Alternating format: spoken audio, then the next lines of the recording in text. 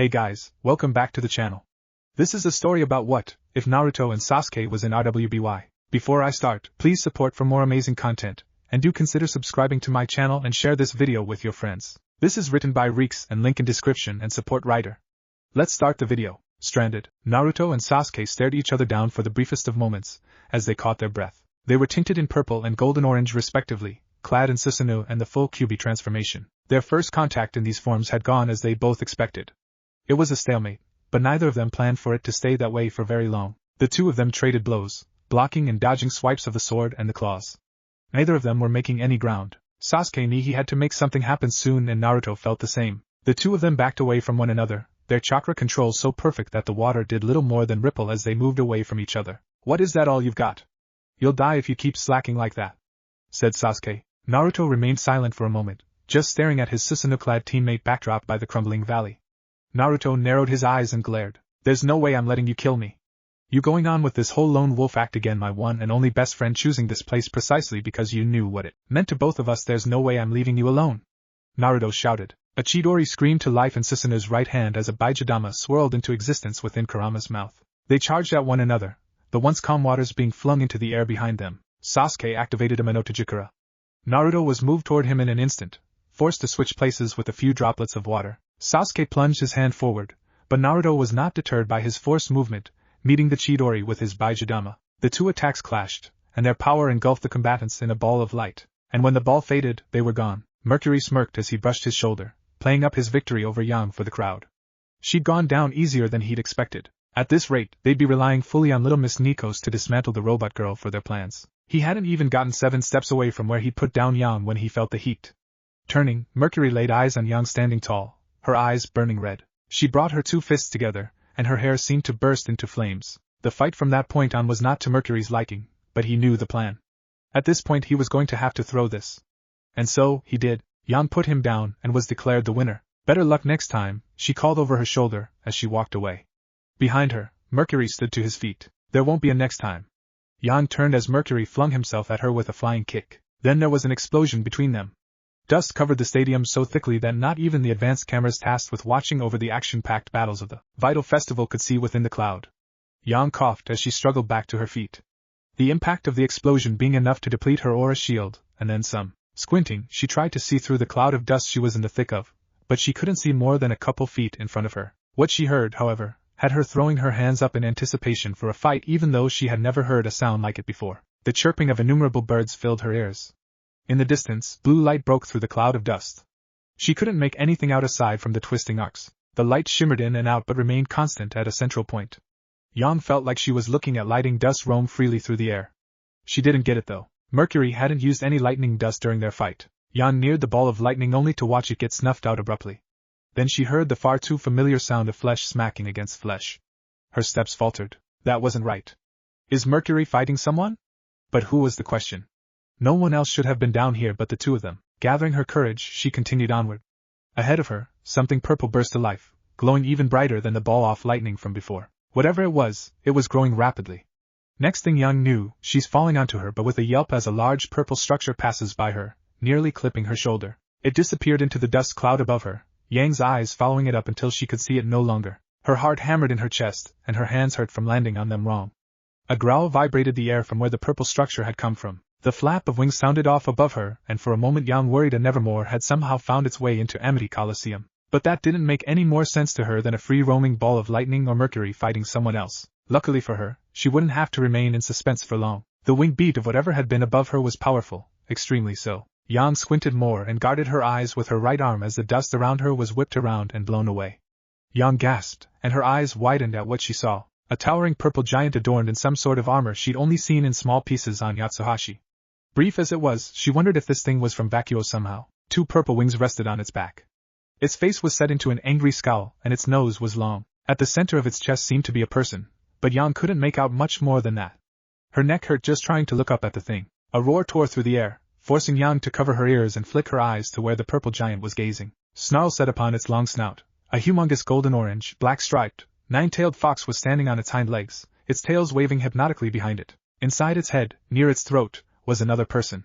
Much like the last, Yang could make out very little else about them. Her breaths came short and quick now as panic filled her. She was a fighter. She was brave. She could stare down grim and smirk, but Yang had never seen anything like this before. Her aura was depleted, she was hurting, Yang was afraid. The two colossi suddenly moved, the once confused and worried murmurs of the spectators shifted from silent shock into hysteric screams. If not for their sheer size and her current position, Yang was sure she would have lost track of the looming monstrosities. Nothing that large had any right moving that fast. The two colossal creatures met in the center of the arena, their forearms crashing against each other. Below them the arena began to crumble. There was an explosion, and Yang felt her body lift off the ground, ragdolling in the air. She felt uncomfortably hot for only a second before her world went black and she knew no more. Yang awoke, with a deep gasp, sucking in air as if she'd never breathed before.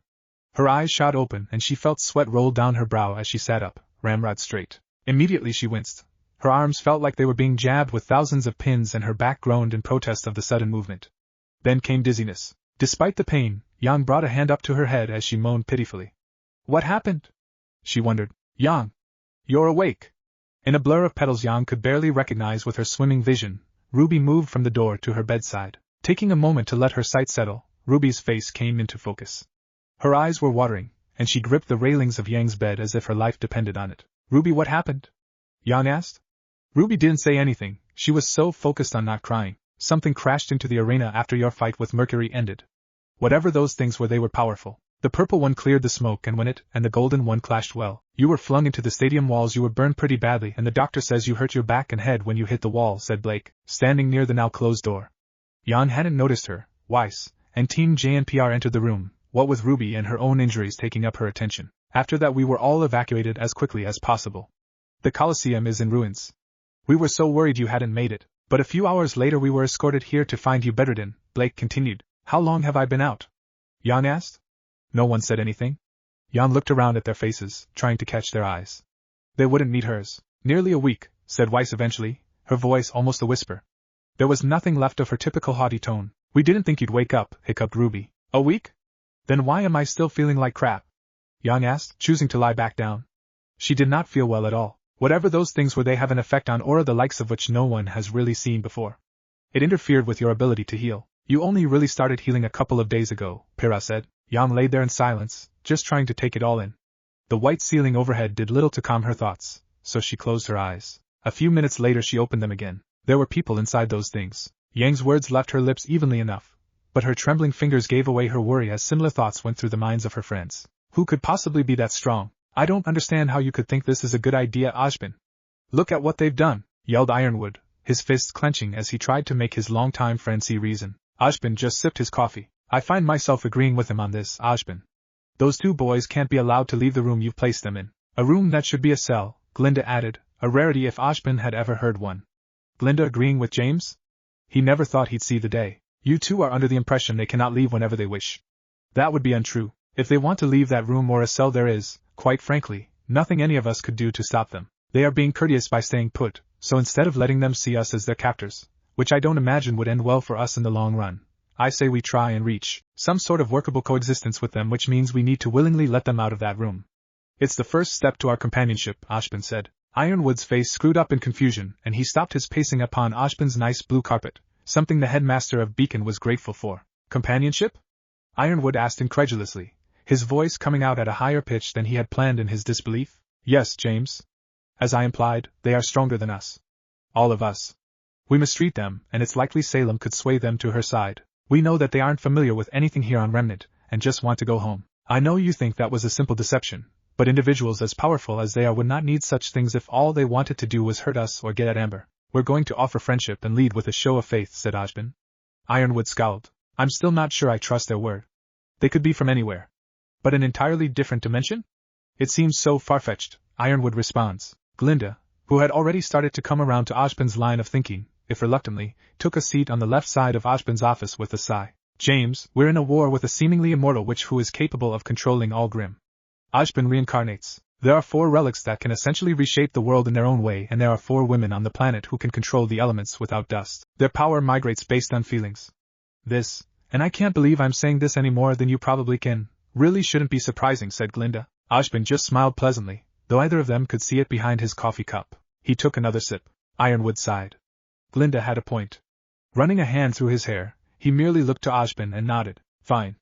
We'll do this your way, Ashbin, Ironwood conceded. Then let us go greet our guests, said Beacon Academy's headmaster. Naruto and Sasuke sat in their room. They'd been here for a little under a week now, mostly spending their time talking and looking out of the window. The room itself was large enough that they were sure it could fit another 2 people. There was a door that led to a bathroom on the left side of the room, and the beds were comfy and large. All in all, they were living in luxury. If this was their reward for finally putting the elemental nations back on the track of peace, then it was a pretty good one. There were only a few problems for them. They weren't in their home dimension, didn't know how to get back, and they'd yet to fully settle things between them. Their fight had ended when the 2 of them had been pelted with something they had later been told were bullets. The 2 shinobi thought they were useless. What good was tiny metal if it was so slow?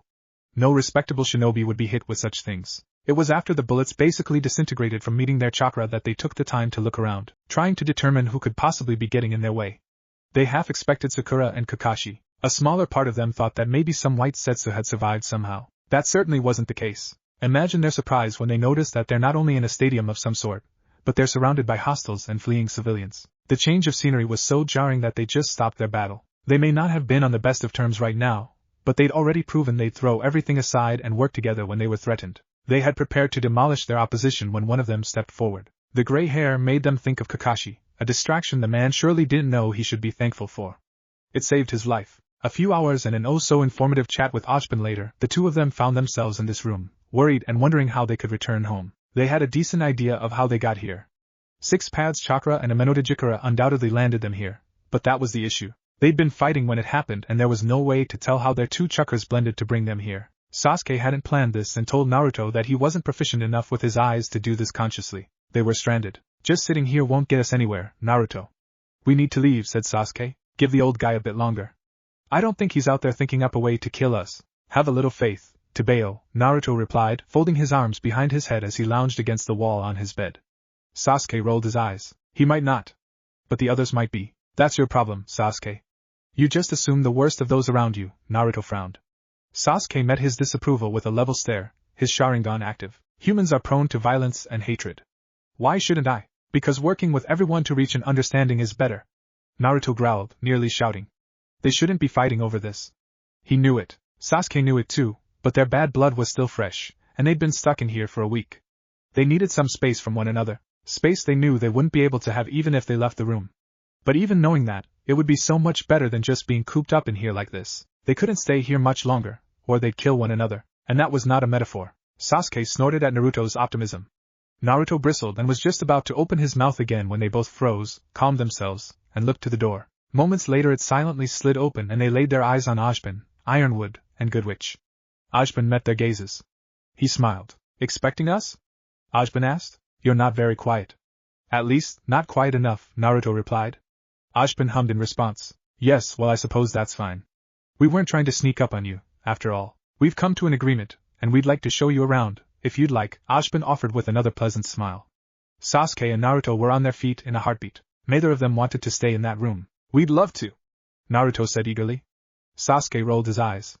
We were at each other's throats in here. While Ashbin merely nodded, the thought of the 2 of them being at odds startled Ironwood and Goodwitch heavily. They'd seen what they could do, and after hearing that they hadn't meant to come here, they were able to piece together that the damage they'd caused the arena was only due to a battle against each other. They didn't want those boys to be fighting one another again. I'm glad you restrained yourselves.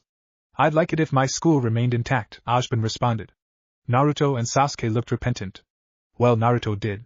Sasuke just Ned? Speaking of damages, Naruto began as he awkwardly scratched at the back of his head. Was anyone hurt when Sasuke and I fought the other day? Ashbin took a sip of his coffee as he looked the young blonde over. The more time passed, the more he felt he made the right decision in trying to offer friendship over violence. Yes, a first-year student of ours was injured. She was in the arena when you arrived, said Ashbin. Naruto and Sasuke shared a look. By the looks of it, Ashbin assumed they were having a rather significant conversation with their eyes alone. Suddenly, Sasuke sighed and Naruto looked back to Ashbin, leading the older man to wonder how close these boys were, and what could have driven them to do battle so seriously. Could we see her? Asked Naruto. Why?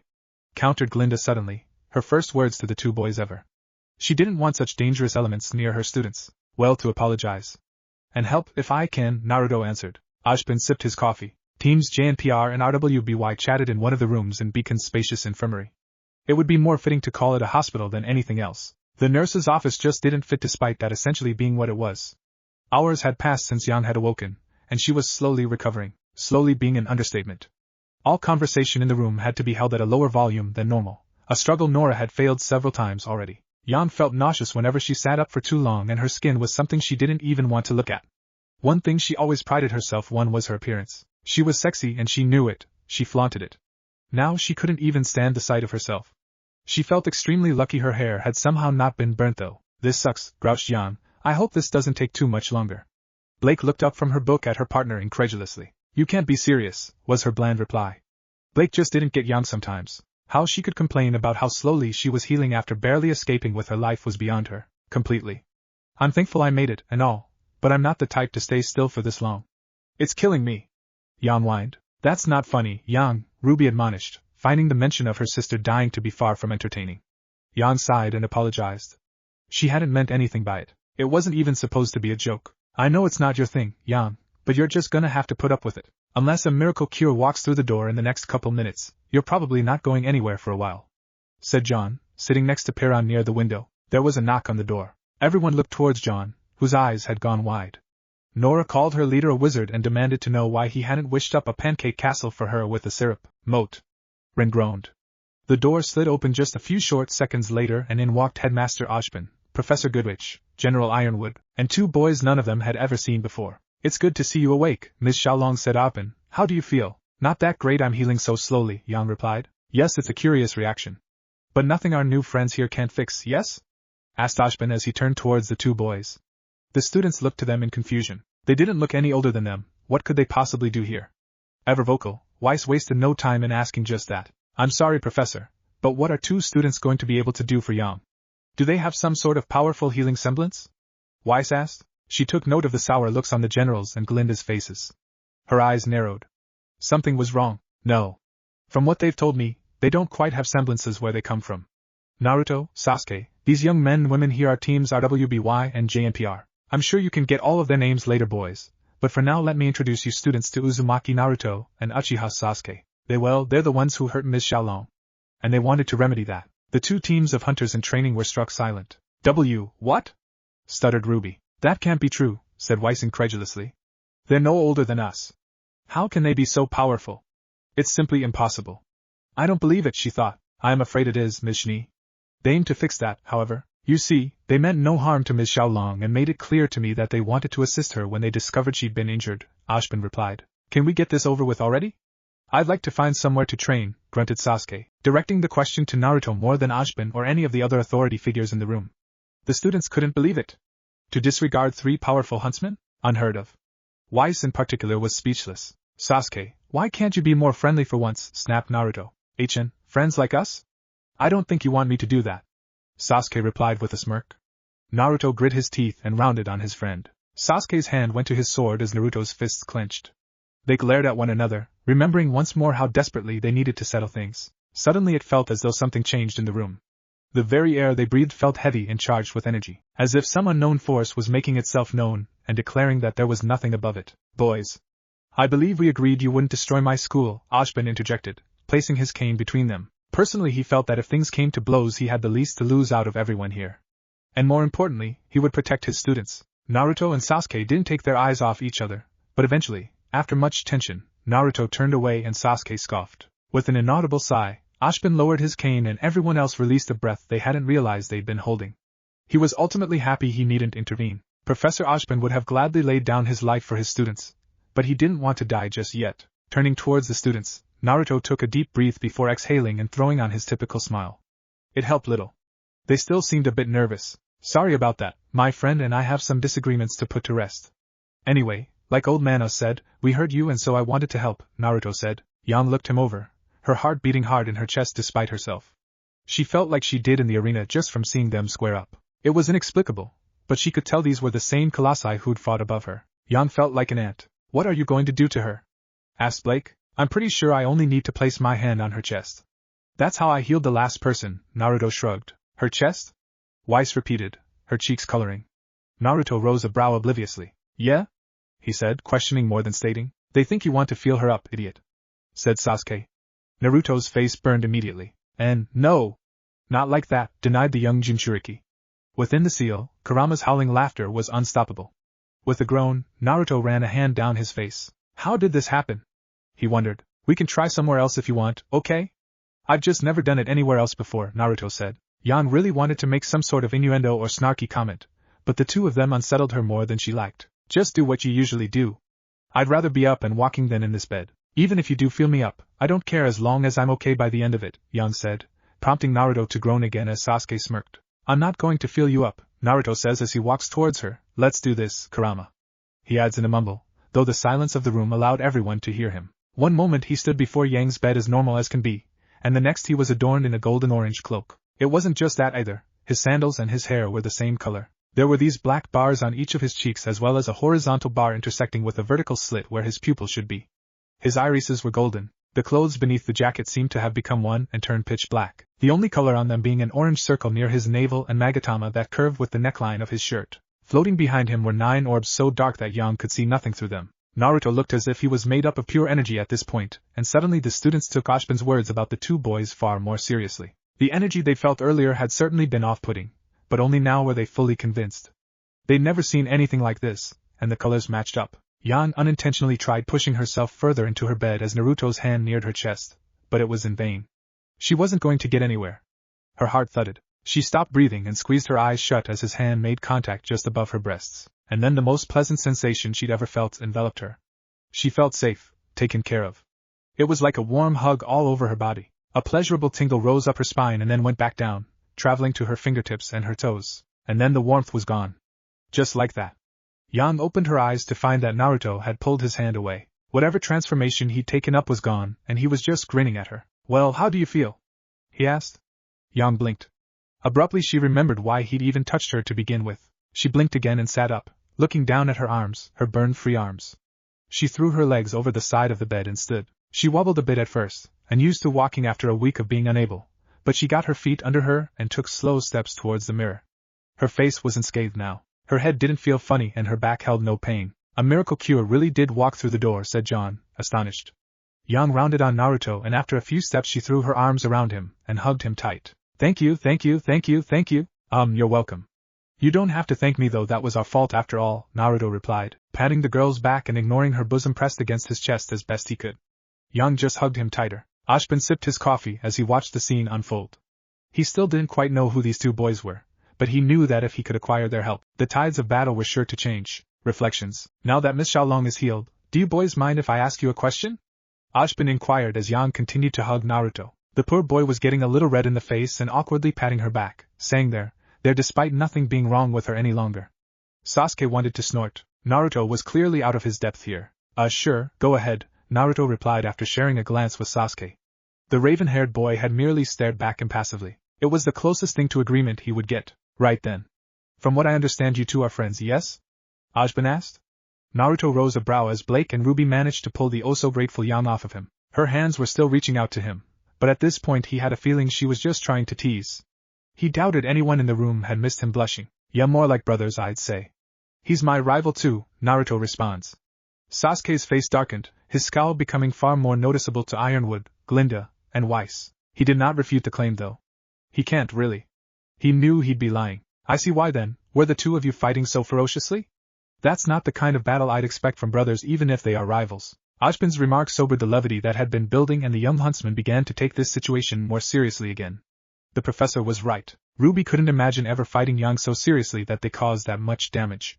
Weiss felt similarly. Despite whatever misgivings she may have with Winter and Whitley, she would never dream of fighting them with even half the deadly intent that those two had shown in the arena. Sasuke snorted.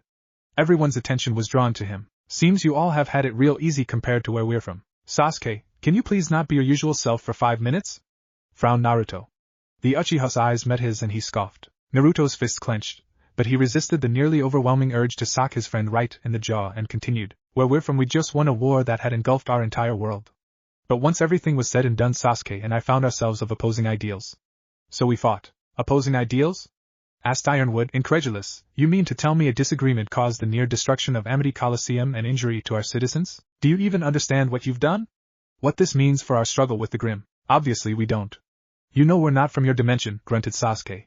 Weiss blinked and voiced the question her fellow students all had. What? We're not from this dimension. Not from your world. Remnant, right? We're from a place called the Elemental Nations, and it was far more than just a disagreement. Naruto spat, first eyeing Ironwood, then Sasuke venomously. It has to be done. You shouldn't have gotten in my way, but I always knew you would. You never could mind your own business. Even when we were kids, said Sasuke. Has to be done? Sasuke, what you're doing is the last thing that ever needs to happen. Humanity is a blight upon itself, Naruto. We're collectively evil. There will be another war unless I do this. There's always another war, but at least my way, the only sides are me against the world. They'll be united, Sasuke shot back. Naruto's fingers flexed at his side. We're already united. There's no reason that can't last. Your plan is just unnecessary bloodshed. We're only united because a goddess descended and tried to kill everyone on the planet. The shinobi need a common enemy, or all we do is fight and kill each other. You want the cycle of hatred to end? My way is the answer. Your way is just more hatred. You won't be any different from Kaguya. We defeated her, you and me. We put everything between us aside and we made that crazed goddess regret messing with our home, and if we work together and help all the other hidden villages put aside their differences too, our world will prosper. Naruto shouted back, stepping up to his wayward teammate. Ashbin was starting to worry. He knew now that asking that question may have been a grave mistake. He'd already been fully aware that these two boys were powerful, leagues above even his own abilities and strength. But for them to have defeated a goddess? For all his knowledge gathered through years and years of reincarnations, Ashbin could not fathom it. How does one possibly defeat a god? The generations before ours won't ever stop, Naruto. Don't be a fool. Killing the 5 Kage and focusing all the world's hatred on me will ensure peace. Weiss's eyes widened and Ironwood's scowl, somehow, deepened even further. To everyone else in the room, Sasuke sounded at least somewhat unhinged. And they were likely right. There was really no way to be normal and be a shinobi, especially not with the kind of hardships Sasuke had endured. You know I won't ever let you do that. Sasuke, you've got to stop trying to do everything alone. That's always been your problem, Naruto spat. Alone, huh? You would know about that, wouldn't you, orphan boy? But unlike you, I don't need other people around me to do what I need to do. They're just a hindrance. You especially, you're my best friend, my only friend. You're the only one who could ever hope to bring me down. The only one in my way. When I kill you there won't be anyone left to stop me and I'll finally be truly alone. Naruto gritted his teeth as he settled a venomous glare upon his brother in all but blood. They were just rehashing the same conversation from a week ago. Nothing had changed. Nothing was settled. There was no way they'd get through to each other like this, he sighed. There was only one thing left to do. You won't kill me. But since you won't listen, I'll just beat the shit out of you and drag you back home. I'll break every last bone in your body if I have to, but this ends now, Sasuke, Naruto replied as he brandished his kunai, Sasuke doing the same with his sword. No one had noticed them draw their weapons. Another frightening reminder that they dwarfed them in everything physical. One thing was clear though, right now, the world had faded away for them. All they saw was each other, and that was not a good thing. Weiss saw the remnants of falling petals in her peripheral and felt a sudden wind flutter her hair. Her heart stopped. Her leader was not about to do what Weiss thought she was she? Ruby, no! Yelled Yang. Weiss winced as she, Yang, and Blake were already moving forward, trying to stop the young girl even though they knew it was in vain. They weren't fast enough. Even if they were, they'd only be in the line of fire too. Please don't fight, Ruby pleaded as she managed to get between the two shinobi. Their weapons came to an abrupt halt mere inches from the girl's head. Her shortness would have ended her life if the two of them hadn't had so much control over their bodies. Ruby's appearance between them seemed to bring them back to reality. Sasuke clicked his tongue and sheathed his blade. Naruto slipped his kunai back into its pouch on his leg. The two of them never looked away from one another. We will finish this, Naruto grunted. HN. Ruby sighed in relief as her teammates walked up to her. Yan was scolding her, demanding to know what she thought she was doing. Do you know how dangerous that was? You know what they're capable of. Why would you try and get between them? What if they couldn't stop Ruby? But Yang, no Ruby. That was reckless. Even for us. As Yang continued to scold her little sister, Weiss stepped up to the two shinobi. She was nervous, of course. She'd never met someone as powerful as them. And she'd certainly never been so close to anyone who could squish her like an ant. Taking a deep breath, she bowed before them in thanks. Thank you for not hurting Ruby, said Weiss. At her side, Blake nodded. HN, no need for all that. We don't want to hurt anyone here. It's our bad for letting our emotions get the better of us. We were trained better than that, said Naruto. Sasuke snorted. Training you ignored, Naruto. Shut up, Sasuke, Naruto snapped back. There wasn't any venom in their tones. It was a weird thing to see for the others in the room. They'd literally just talked about killing and brutalizing each other, yet here they were, almost lightheartedly teasing one another.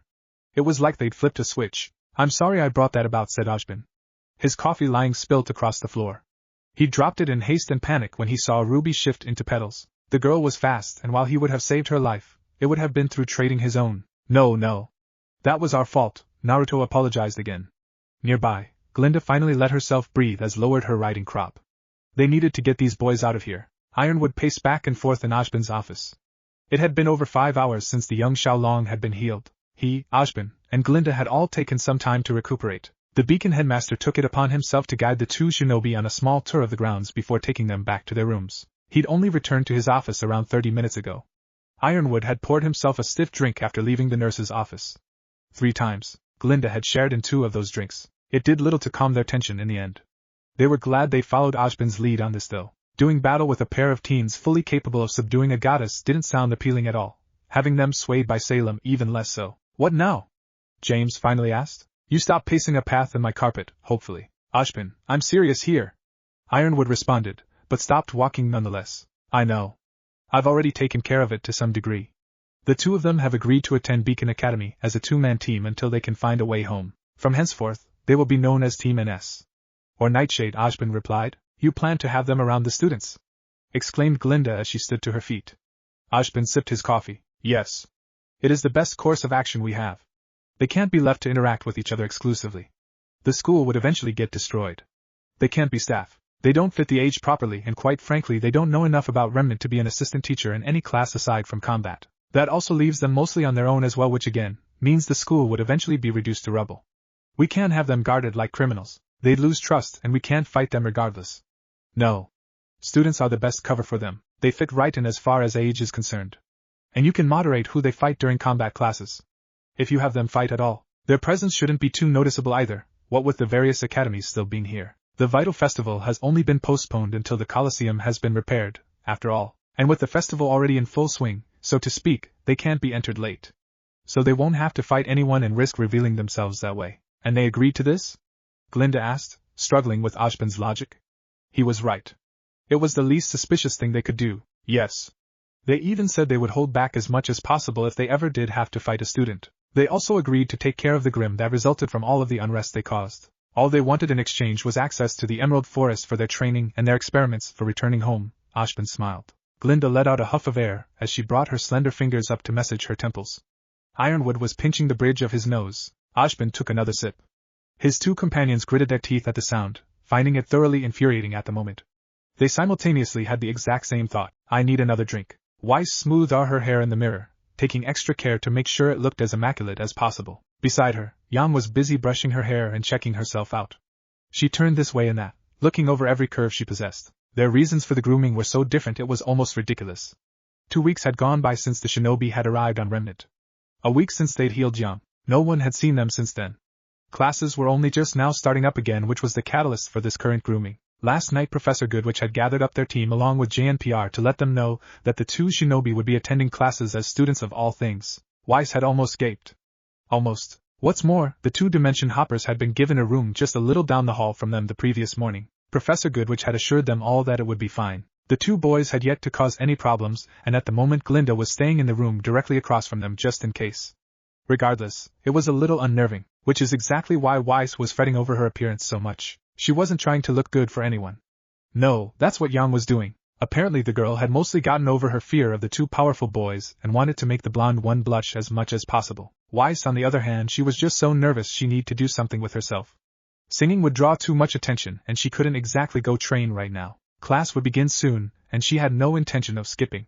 So all she could do was constantly look for some sort of flaw in her appearance. An out-of-place strand of hair here, a bit of lint on her dress there. She was nitpicking uselessly at this point, and she knew it. But what was she to do? Sure, Sasuke and Naruto weren't violent, to other people, but just knowing that they would be around and could squish anyone at any time they wanted was nerve-wracking enough. Reixe, you look fine, sighed Yang. I know. I always look more than fine, was her haughty response. It was nearly reflex. Yang snorted. Why are you getting so dolled up anyway? You have a crush on one of our new classmates? Huh. Yang grinned, elbowing Reixe playfully as she tried to get answers. Red tinted Weiss's cheeks as she thought of the sun-kissed blonde and his brooding, but handsome, friend. Did she have a crush? No. Not at all, but her thoughts had already been on them when Yang asked, and she could at least admit they were attractive in the privacy of her own mind. No. I do not have a crush. That seems to be exclusive to you at the moment. Blush says otherwise, Reixe screamed. I told you to stop referring to me by that ridiculous name, Reixe retorted, her voice raising a bit as her cheeks reddened further, this time in slight annoyance and embarrassment. Yang's grin widened. Seems you're not denying it anymore though. Which one is it?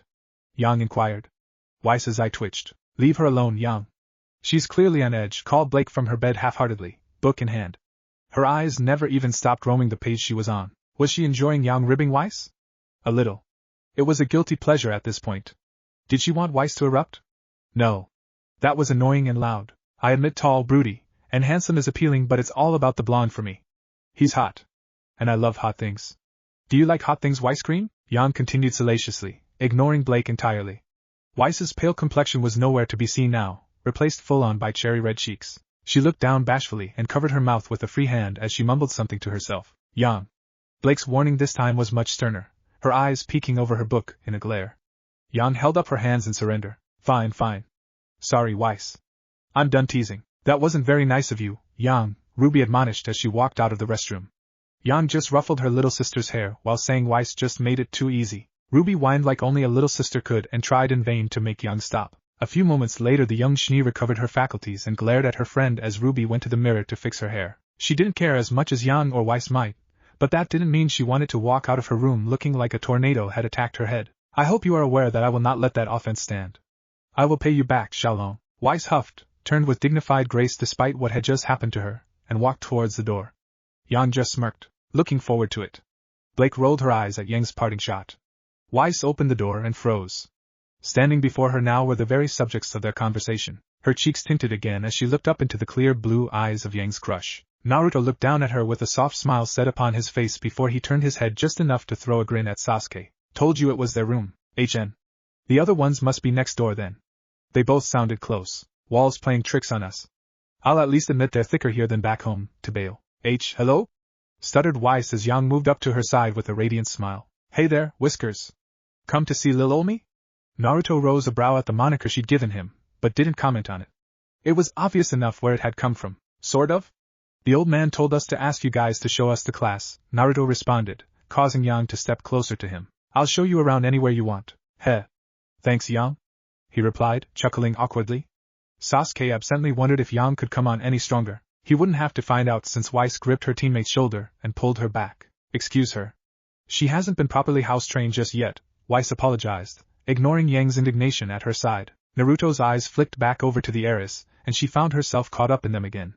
It was surreal looking into the eyes of what amounted to a god in the flesh, and having that living god look back at her in kind.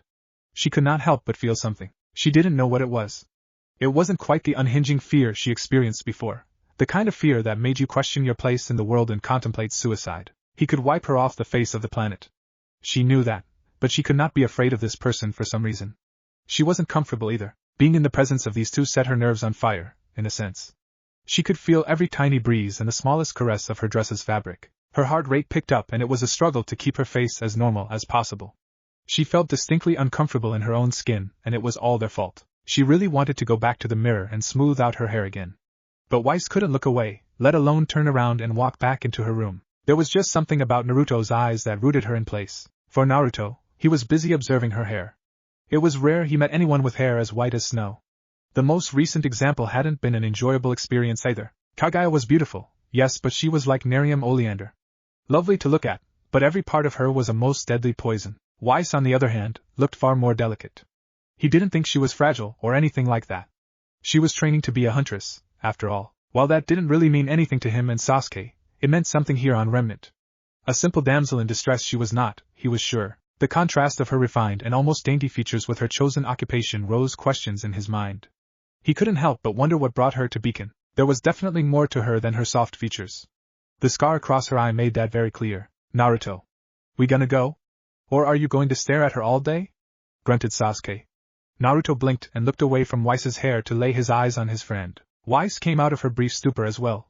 Hesitantly, she turned to look at Yang, who was attempting to pout but failed to keep the amusement from reaching her eyes. Suppressing a groan, Reixe looked back to Naruto and Sasuke as the blonde of the two furrowed his brows in seeming confusion. The Schnee heiress opened her mouth to invite them along to class with them, but Ruby beat her to it. Follow us and we'll show you where our first class is, exclaimed the small leader of RWBY, elbowing her way between Reixe and Yang with a large grin on her face. Naruto smiled back at her, and for some reason Reixe felt as though today would be a long one. Fall. Naruto and Sasuke sat in Professor Port's class, staring at the man as he told his story of battle against the Grim.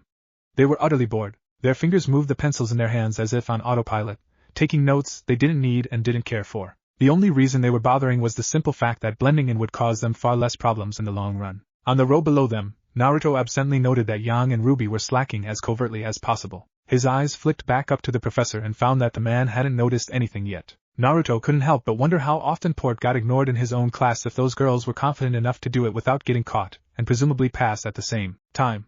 Naruto set his chin in his palm as he continued to write. He slid his eyes towards Sasuke and let them pass his rival to rest on the members of JNPR. They were more focused than RWBY, but not by much. Pira and Lin seemed to be paying attention, though he couldn't be sure how genuine that was. Nora was sleeping without being noticed somehow, and John, well, the poor guy was trying. Naruto looked back to the front of the room as he noticed one of the other students look his way. An attractive girl with amber eyes and dark hair. She was easy on the eyes, but the amount of negative emotions that seemed to just pour out of her like water from a broken pipe was nearly mind-boggling. She's something else, thought the whiskered blonde. Though she was nowhere near the man's amount of power, her emotions alone reminded him of Madara in a way. Humming to himself, Naruto resolved to nip whatever was up with her in the bud. Maybe you should leave this world's problems to its residents. You don't want to get attached, Kit, Kurama chimed in. But Naruto disagreed. It's not that he planned to get attached or anything really, but he wouldn't be able to forgive himself if he just left this be and something terrible happened. He wasn't that type of person, and so he told Kurama as such. The fox just harumphed, but smiled, nonetheless. It wasn't as though he'd expected any less from his Jinchuriki, after all. The bell rang, signaling the end of class and ending Naruto's conversation with Kurama. He and Sasuke put away their things and stood before meeting up with RWBY. The team of women waited for JNPR to join them before they left the classroom. So, what's next? Naruto asked brightly, his arms folded behind his head as he and Sasuke followed them. Lunch! Cheered Nora in response. Oh? Nice. I hope they have some good ramen, Tebeo. Naruto cheered in kind. Sasuke rolled his eyes with a scoff. You're such an addict, dope. Eat something else for once. Ramen is the food of the gods, Sasuke. Don't disrespect it. Besides, the old man said they'd start making ramen here just for me. And I haven't had any ramen since we came here, Naruto replied. Sasuke shook his head in clear exasperation, and the two hunters and training teams looked amongst one another. Is ramen really food that gods eat? Was RWBY's innocent inquiry. Normally they'd all think that was a stupid question, but these two boys had met a goddess and defeated her. Considering that, well, they felt that it might actually be possible. Not to mention, as far as any of them were concerned, these two boys were essentially divinity. They couldn't fathom mortals defeating a goddess, after all. It's just an expression, grunted Sasuke. Oh, RWBY said quietly as her face colored. She supposed she really didn't have anything to be embarrassed about, but that didn't stop the blush, unfortunately. Well, since we're going to eat, I guess we better let the bosses know, said Naruto as he pulled two kunai from his pouch. The bosses? Asked Reixe, eyeing the weaponry cautiously. We're clones, Naruto responded. And then he stabbed himself and Sasuke. The two went up in smoke and the group of teens stood there in silence as the smoke dissipated. I never want to see that again, Blake spoke after a moment, sighing. The rest of her friends wholeheartedly agreed. Naruto's eyes opened, his conversation with Kurama coming to an end. The ages-old Biju was a wealth of knowledge, and now that the young Uzumaki could wield every element known to the elemental nations, that was knowledge he needed. At first he wasn't sure he'd be able to do anything like that, but Kurama made it quite clear that the Rakuto Sannin was the birthing point of modern ninjutsu through Nishu. Regardless of Kekkei Genkai, as long as it was an element, and not some sort of physical mutation, Naruto should be able to do it. It was a fascinating and daunting task to the blonde. Learning multiple elements wasn't going to be easy, even less so when he wanted to study Fujitsu for his own personal reasons. He supposed he never really had too much time before, but while he and Sasuke were researching for a way home alongside Ojin and their own training to master their new power, from Old Man Rakuto, now seemed to be the best time. Why are you still just sitting there? Let's go, grunted Sasuke. Naruto didn't bother retorting and stood up, dusting dirt and grass off himself. The birds that had been on his shoulders flew off into the trees of the Emerald Forest. It was the only place Ojin had felt it was safe for them to train. Neither of them had delved into anything dangerous just yet, but they both understood his worries. Ninjutsu was dangerous, after all. Them being here was proof of how volatile and unpredictable it could truly be. Did you see the ember-eyed woman in class? Asked Naruto while he eyed some of the lurking red eyes he could see in the shadows of the trees. The Grimm had been here for some time, but they'd yet to approach them. Neither of the two knew why, but they doubted they were afraid. From what they'd been told, the Grimm were incapable of such emotions. Yes. She wouldn't stop looking at us, Sasuke responded. She was full of negativity. I'm thinking of asking Oz about it. Aside from Ojin himself, she had the closest energy to chakra I've felt since we arrived. Still doesn't quite compare, but I suppose it is worth asking about. Naruto nodded at Sasuke's reply and the two vanished from the clearing. A moment later, their course set. Pira set her tray of food down alongside her teammates and her friends from RWBY. Surprisingly, or maybe unsurprisingly depending on how one looked at it, a majority of them were having ramen. They knew it wasn't definitively the food of the gods or anything. They'd be lying if they said they'd given ramen much thought over the years. The only ones who'd even had it before were Yang, RWBY, Ren, and Nora. Weiss would have never considered touching the stuff until now. Blake had never had it due to her time in the White Fang and constantly being on the move. Pyrrha had often been told it wasn't something she should be eating due to her training, and John had never really bothered. That changed today. The four of them would be trying the food for the first time while Ren and Yang were essentially eating the dish on a whim. Once they were all settled, they began their meal, chatting with one another and appreciating the flavors of the broth and its ingredients. Is ramen always this tasty? Weiss asked, wondering why her father wouldn't want something of such quality. Yang was too busy slurping up a noodle to respond, and Ren shook his head. No. I would have to say this is an exception. I wonder where the recipe came from, he responded, though he did have an idea. That would be courtesy of me. Naruto grins as he and Sasuke set their trays onto the table. Blake jumped at their sudden arrival, but said nothing. Sasuke eyed her briefly before looking away as Naruto continued on. I happen to know a few of my favorite ramen shop's recipes. I figured Tucci wouldn't mind if I spread the masterpiece that is his ramen with another city he won't be able to visit. They read between the lines and nodded. It is excellent, Weiss responded as Naruto dug in himself. The blonde nodded enthusiastically as he slurped, and Weiss's nose crinkled as she watched him, her eyes narrowing ever so slightly. She opened her mouth to say something and then shut it with a huff and focused back on her meal. So about those clones, did you have to, stab yourselves for them to go away? John asked, setting his fork down in his bowl. Ren had told him the meal was meant to be eaten with chopsticks, but he was not good at using them yet, so he opted for a more familiar utensil. Nope, came Naruto's grinned reply, his eyes alight with mirth. Sasuke sighed as his teammates prank, but refrained from saying anything further. They just need a good hit to dispel. But giving you guys a good scare was more fun. Naruto chuckled. For a moment none of them said a thing, and then Yang spoke, a large smile spreading across her face that had RWBY eyeing her warily while Blake sighed. I like the way you think, Whiskers. Cinderfall was not one to take interest in other people often. Sure, she made sure to know everything about someone when she needed something out of them, but true, genuine interest? Such instances in her life were rare. And now she couldn't take her eyes off two people at once. It was almost mind-boggling. This was the fourth day in a row where she found herself observing the two of them. Sasuke Uchiha and Naruto Uzumaki. Two men who seemed to have appeared out of thin air. Cinder had made sure to have a list of every student currently attending Beacon, as well as those students who were coming to the Vital Festival from elsewhere. Those two were nowhere to be found. Further investigation yielded no results either. For all of her skill at finding what people don't want found, Cinder knew nothing of these two. It was like they didn't exist.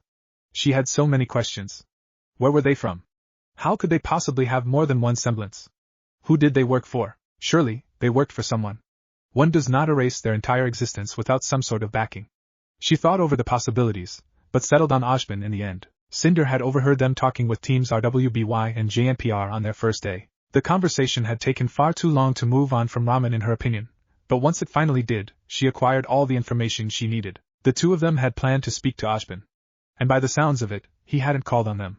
How often did students search out the headmaster himself? No, it was usually Ashbin who called on his students if he needed anything from them. It had simply been something curious at the time, but they had visited the man every day since then. Furthering her suspicions, neither of them had fought in the combat classes they'd had once. She was almost certain they were fully fledged hunters that Ashbin had employed to keep tabs on anything suspicious around his students. Cinder didn't understand how the man could have known there was something amiss here, though. She and her subordinates had been inconspicuous thus far. Ashbin had no idea she was a maiden and didn't know what she looked like. Unless she thought. Cinder's fingers tightened on her fork. No. It couldn't be. Did the previous fall maiden wake up long enough to give them information? She wondered. She exhaled through her nose and brought her fork to her mouth, slipping the broccoli on it past her lips as she contemplated her situation. Thinking on it further, it was an unlikely scenario she'd conjured up. If Ashbin truly knew who she was, she doubted he'd have let her into his school at all. No, Ashbin couldn't know who she was. Not yet. In all likelihood the man was probably taking precautions. As much as she was sure her plans would succeed, she was not naive enough to think Ashbin a fool. With that in mind she continued her meal and made her decision. Cinder had been observing Ashbin's lackeys long enough. It was time to see what they were made of. Surely good which wouldn't restrict them from fighting if they were challenged. It would be far too suspicious. Tearing her eyes away from the two anomalies, Cinder smiled. She would find out exactly what she wanted. Sasuke sat beside Naruto as the blonde chatted with Yang next to him.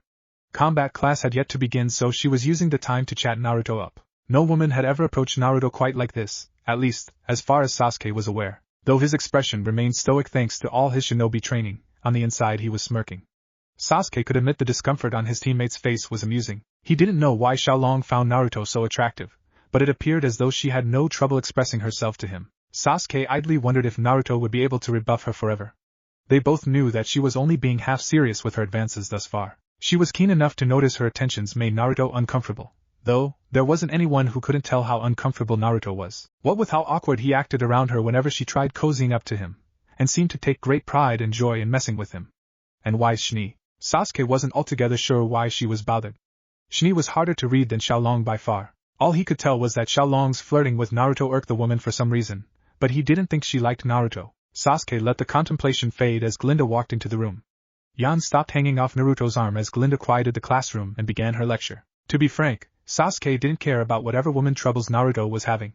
They were just a distraction. Their life here was mundanely routine by their standards and so very boring. Thoughts of their way home did little more than irritate him, and letting his mind wander to his problems with Naruto merely made him want to fight. Sasuke set his chin in his left palm and propped his head up on the table.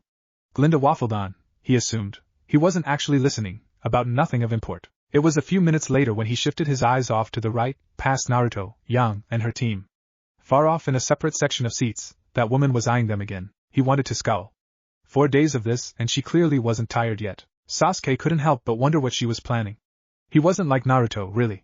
He felt no obligation to help these people, but he was growing tired of this woman. Naruto said she was full of negativity, and that was enough to alarm them considering the way this world worked. The two of them met with RWBY that day after lunch with their acquaintances. The information they'd received had been enough for Naruto to say he'd help this amber woman who Fall had stolen maiden powers from. Sasuke wouldn't have cared if Naruto hadn't roped him into it too. It had ticked him off at first, but he conceded if only because it meant he could test the strength of these people. His first impression of them was unimpressive, but it wasn't as if he had actually seen them fight. Sasuke supposed he could reserve his judgment until he got a chance to do battle with one of the remnant natives. And if he was lucky enough to fight Fall? All the better. RWBY had said that as long as it was Fall and her posse, he and Naruto could fight. With that thought in mind, Sasuke met Fall's eyes. She blinked, but her expression betrayed nothing more for a moment.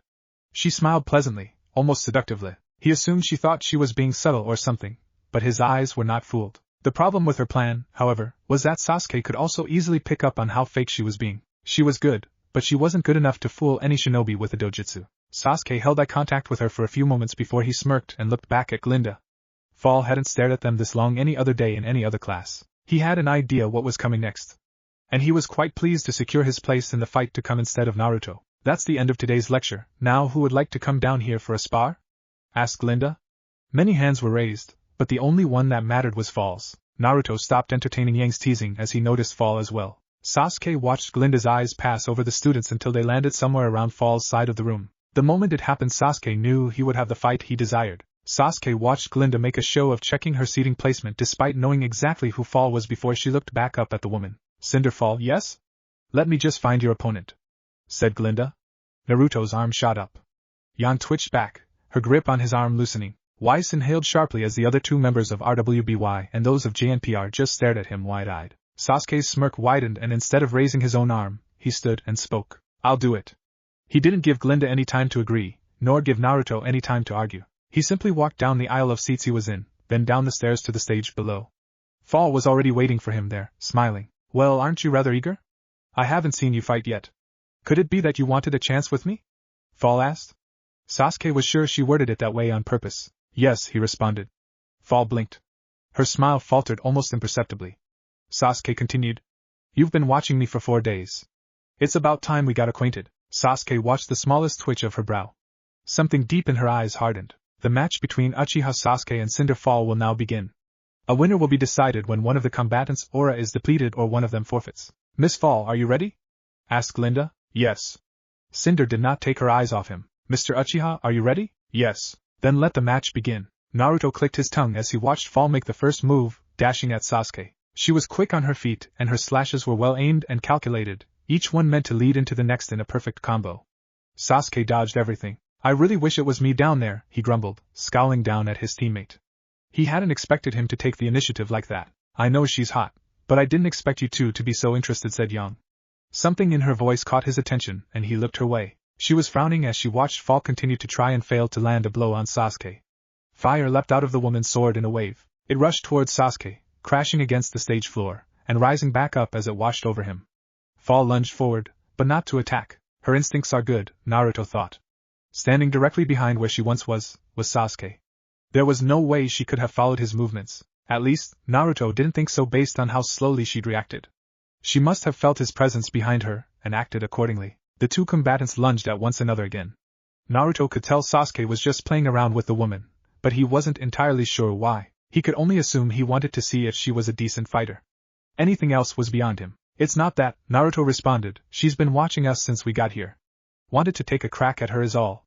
Sasuke beat me to it. So you don't like her? Yang pressed. Naruto rose a brow. No? A smile spread across Yang's face, and she latched onto Naruto's arm again. Naruto himself sighed internally, as his cheeks warmed. Okay, I know I was distracted a little by Sasuke's fight, but I could have seen that coming, he thought. Cinder took a deep breath as she turned to Sasuke, wondering how he'd gotten behind her without notice again. She tried paying extra attention to his movements this time, but to no avail. This did not make any sense to her. Huntsman or not, he shouldn't be able to keep up with her like this. It had already been 15 minutes. 15 minutes of her opponent giving her the runaround. She'd yet to get any worthwhile look at Sasuke's skills, and yet she felt pressed. She was not giving her all, of course, but still, even her current showing would normally be enough to challenge any active huntsman. If she used her maiden power, this fight would have ended long ago, but she shouldn't need that to best him. What is this man? She wondered. Cinder brandished her sword, eyes narrowing. She lunged. Her sword swept from high to low. Sasuke moved to the side. She stepped in, her free hand curled into a fist. Sasuke smirked and caught her punch. Cinder winced and tried to jerk her fist free. She couldn't. Her sword arm swung at his stomach from the right. Cinder caught air. You're mediocre at best. This was a waste of time. Should have let Naruto do this, scoffed Sasuke. Cinder grit her teeth. Her eyes flashed briefly with actual fire. She'd nearly let loose. How could anyone play with her so? Screaming, Cinder turned on Sasuke. Her body jolted back as she was forced to block a swing from his blade. He hadn't drawn it since the fight began, not until now. Sasuke pushed her back, even as she tried making herself immovable. She glared up at him. He looked down at her, his expression flat. It was as if he was saying she was nothing to him with his eyes alone. Sasuke's arm moved back. His next swing came from the right. Cinder blocked. Sparks flew off their blades. Her sword ripped out of her fingers and skittered across the stage. Cinder's hand stung. Her eyes flashed again. She lunged and Sasuke met her halfway and traded blows. Cinder's were swept away by Sasuke's hands, while his own attacks hammered into the soft flesh of her stomach, legs, and face. Her aura would not hold out for much longer. They both knew it. Cinder backed away from Sasuke, panting out ragged breaths as she glared him down. He strolled toward her, his visible eyeless steely orb. A bead of sweat trailed its way down Cinder's forehead, and her skin grew hot as she realized something else. Sasuke wasn't even sweating. Cinder's eyes focused in on him. She couldn't see anything else. She couldn't hear the murmurs of the other students as fire engulfed her. All she saw was Sasuke stalking toward her, a smirk beginning to curl his lips. She lunged, her flames pushing her forward faster than ever before and exploding around her. Cinder threw a flaming fist forward. Sasuke batted it away, as his right hand came up faster than her eyes could follow and wrapped around her throat. Sasuke squeezed. Cinder gasped for air and let her flames dissipate. Her stomach did flips as she made eye contact with her opponent. Cinder felt nauseous. She didn't understand what she saw in Sasuke's eyes. She'd never be able to describe it properly. But Cinder could say one thing. This could not be a human. This was death. Sasuke leaned in, his lips near her ears. In any other situation, his hot breath ghost across her flesh might have been exciting, but right now it only made her hair stand on end. I'll be returning what you stole, Sasuke whispered. Before her mind could comprehend what he meant, she felt his fist burrow into her stomach. Her breath was stolen away, as her aura shattered, and blackness began to claw at the edges of her vision. Cinder tried to fight it. She failed. Mighty no longer. The winner is Uchiha Sasuke, announced Goodwitch. No one needed telling though. There wasn't a single person who couldn't see that for themselves. Sasuke still had a limp Cinder hoisted up by the throat. She had fought so hard. She had been strong. Stronger than any of them. And Sasuke had made her look like a wobbly-legged toddler. For his part, Sasuke merely loosened his grip on Cinder's neck and almost absently pulled her to rest over his shoulder. I do believe you may have gone a tad bit overboard, Mr. Uchiha. I don't believe you needed to knock her out. Might you do Miss Fall the courtesy of taking her to the infirmary? Goodwitch asked. At her seat, Emerald twitched. Fine, Sasuke grunted. With a look to Naruto he headed for the door. Glinda turned back to the class and launched into a small lecture about the fight itself as Sasuke closed the door behind him. What she was saying was utter bullshit, he was sure. Sasuke could guess that she just wanted to give him time to reach Ashbin's office without interruption. He hadn't even managed to walk for 2 minutes before he tilted his head off to the side, dodging a sharp blade. With a sigh, Sasuke turned around only to be greeted by an empty hall. He hummed, blinked, and then thrust his arm out to the right, burying his fist into Emerald's face. Her feet left the ground as her sickles clattered harmlessly to the floor. The force of his blow carried her through the air and into the wall, where she impacted with a solid thud before she slumped down to the floor, unconscious. Sasuke merely stared at her, his Sharingan active. Great, he sighed, now I have to carry two of them. Scowling, he hoisted Emerald onto his other shoulder, and grabbed her weapons before continuing on his way. When he made it to Ashbin's office, he opened the door to find Ironwood standing stiffly in the center of the office, brows knit together, and jaw set into a frown. Once Ironwood set his eyes upon him and his burdens, the man seemed to visibly sag with relief. You did it. Ironwood breathed. Sasuke rose a brow. You thought we wouldn't? Well, Ironwood didn't know what to say. He'd never thought anyone capable of just outright overpowering a maiden aside from Ashbin or Salem. She was not impressive. I was disappointed. Let's just go meet up with Ashbin, Sasuke grumbled. Ironwood nodded and led Sasuke to the elevator within the office. Sasuke absently watched the man go through a number of security measures just to get them where they needed to go. It was mildly tedious, but he could respect the lengths they went to just to keep a secret. The ride down took little time, and once the doors opened, the two men stepped out into a dimly lit, green-hued hallway. As they walked along, Sasuke noted an intersecting path, but didn't care enough to try and find out where it led. The two of them continued down the corridor, and Sasuke soon laid eyes upon Ashbin standing next to a girl secured within some sort of bed-like mechanical contraption. Sasuke hadn't ever seen anything like it, really. Nothing in the elemental nations had ever seemed so advanced. He wondered if it was really doing anything for her, as he could at least tell she didn't seem well. That's Ember, I assume? Yes, Ashbin answered as he turned to them. He barely spared Sasuke a glance before his eyes fell onto Cinder and Emerald. You encountered trouble while bringing Cinder fall? No. Not really. This other woman has some sort of illusionary ability. I assume she used it to sneak out of class and follow us. She was of no consequence, Sasuke replied. Good. Let's get them bound so they can't escape or cause any trouble, said Ashbin. Sasuke grunted and made quick work of that. You're sure you want to let us do this? Sasuke asked. He didn't care personally. This was initially Naruto's idea. It was a risky one, however. If this didn't pan out, then Cinder would just be all the more powerful, and he would just have to kill her. He watched as Ashbin sighed, took off his glasses, and rubbed at his eyes. It is better than what we'd planned. Regardless of whether or not we return the rest of her maiden powers to her, I don't think Amber's body is long for this world. Your plan at least sounds workable. I agree with Ashbin. You don't understand the service you're doing us. This is the best outcome we could have hoped for. You and your friend have our thanks, said James, giving Sasuke a shallow nod. Sasuke hummed and crossed his arms. Then I suppose we wait for Naruto, and that is all, class. You are dismissed, said Glinda. The students began to chatter as they gathered up their things and headed for the door. She followed Mercury and Neapolitan with her eyes as discreetly as she could before letting them drag over to Naruto. He had to be watching them too, she was sure of it, but she was somewhat loath to admit that she couldn't actually tell if he was or not. He seemed engrossed in whatever conversation he was having with the girls of RWBY. He smiled, he laughed, he teased. Glinda's lips twitched slowly into a frown. He could lie straight to anyone's face and we'd never know. These boys are too unsettling. No one should be that proficient at hiding their intentions at such a young age, she thought. Walking over to the group of teens, she briefly caught Naruto's eyes. She saw understanding in his gaze for but a moment before he was all smiles again. He hadn't missed a beat in his conversation either, at least it seemed that way to her. Glinda cleared her throat once she reached them and the gathered students quieted, allowing her to speak undisturbed. Mr. Uzumaki, the headmaster would like to see you. If you would follow me. Sure, Naruto replied as he stood. He turned to a pouting Yang and grinned. I'll see you guys later, yeah? Maybe around dinner. Bit of a shame though, I was looking forward to Green Sensei's class. He sighed. Privately, Glinda wondered if there was anything and could actually teach Naruto about stealth. It seemed unlikely, but she supposed it was nice that the boy was looking forward to some sort of class here. He and his friend hadn't seemed interested this entire time. Alright, whined RWBY, see you later, Naruto. Glinda stepped toward the door, and Naruto fell into step with her. She'd barely felt him get close until he was right next to her. It made her skin crawl. Where did Miss Sastrai get off to? Glinda asked. Sasuke caught her. She has some sort of illusionary semblance, or something. Used it to follow him and keep you unaware, Naruto replied. The two of them passed by some students, staying silent so as not to be overheard. Once they were out of earshot, Glinda spoke again. And you two noticed her? Glinda watched Naruto shrug, his eyes forward. Illusions don't really work on us. At least not weak ones. And for Sasuke they're especially useless. Just bad luck on her part, one guess. I see. That is quite something, Glinda responded lamely. She didn't really know what to say. In this case such immunity was greatly to their benefit, but wrapping her head around how they could have so many powers at their disposal was still daunting. She was honestly thankful when the two of them reached Ojban's office. She stepped inside and saw that it was empty. They must already be down below. Yeah, I can feel Sasuke. You can pinpoint his location? Glinda queried as she led him to the elevator. He watched her go through the security protocols before they stepped on and began to head down. Sort of. I'm no censorine really, but I know Sasuke well and he's got so much power that it leaks out. We only recently got this strong, you see. We're not quite used to it, so we aren't too good at concealing our strength yet. Until we figure it out, we're basically like beacons for each other.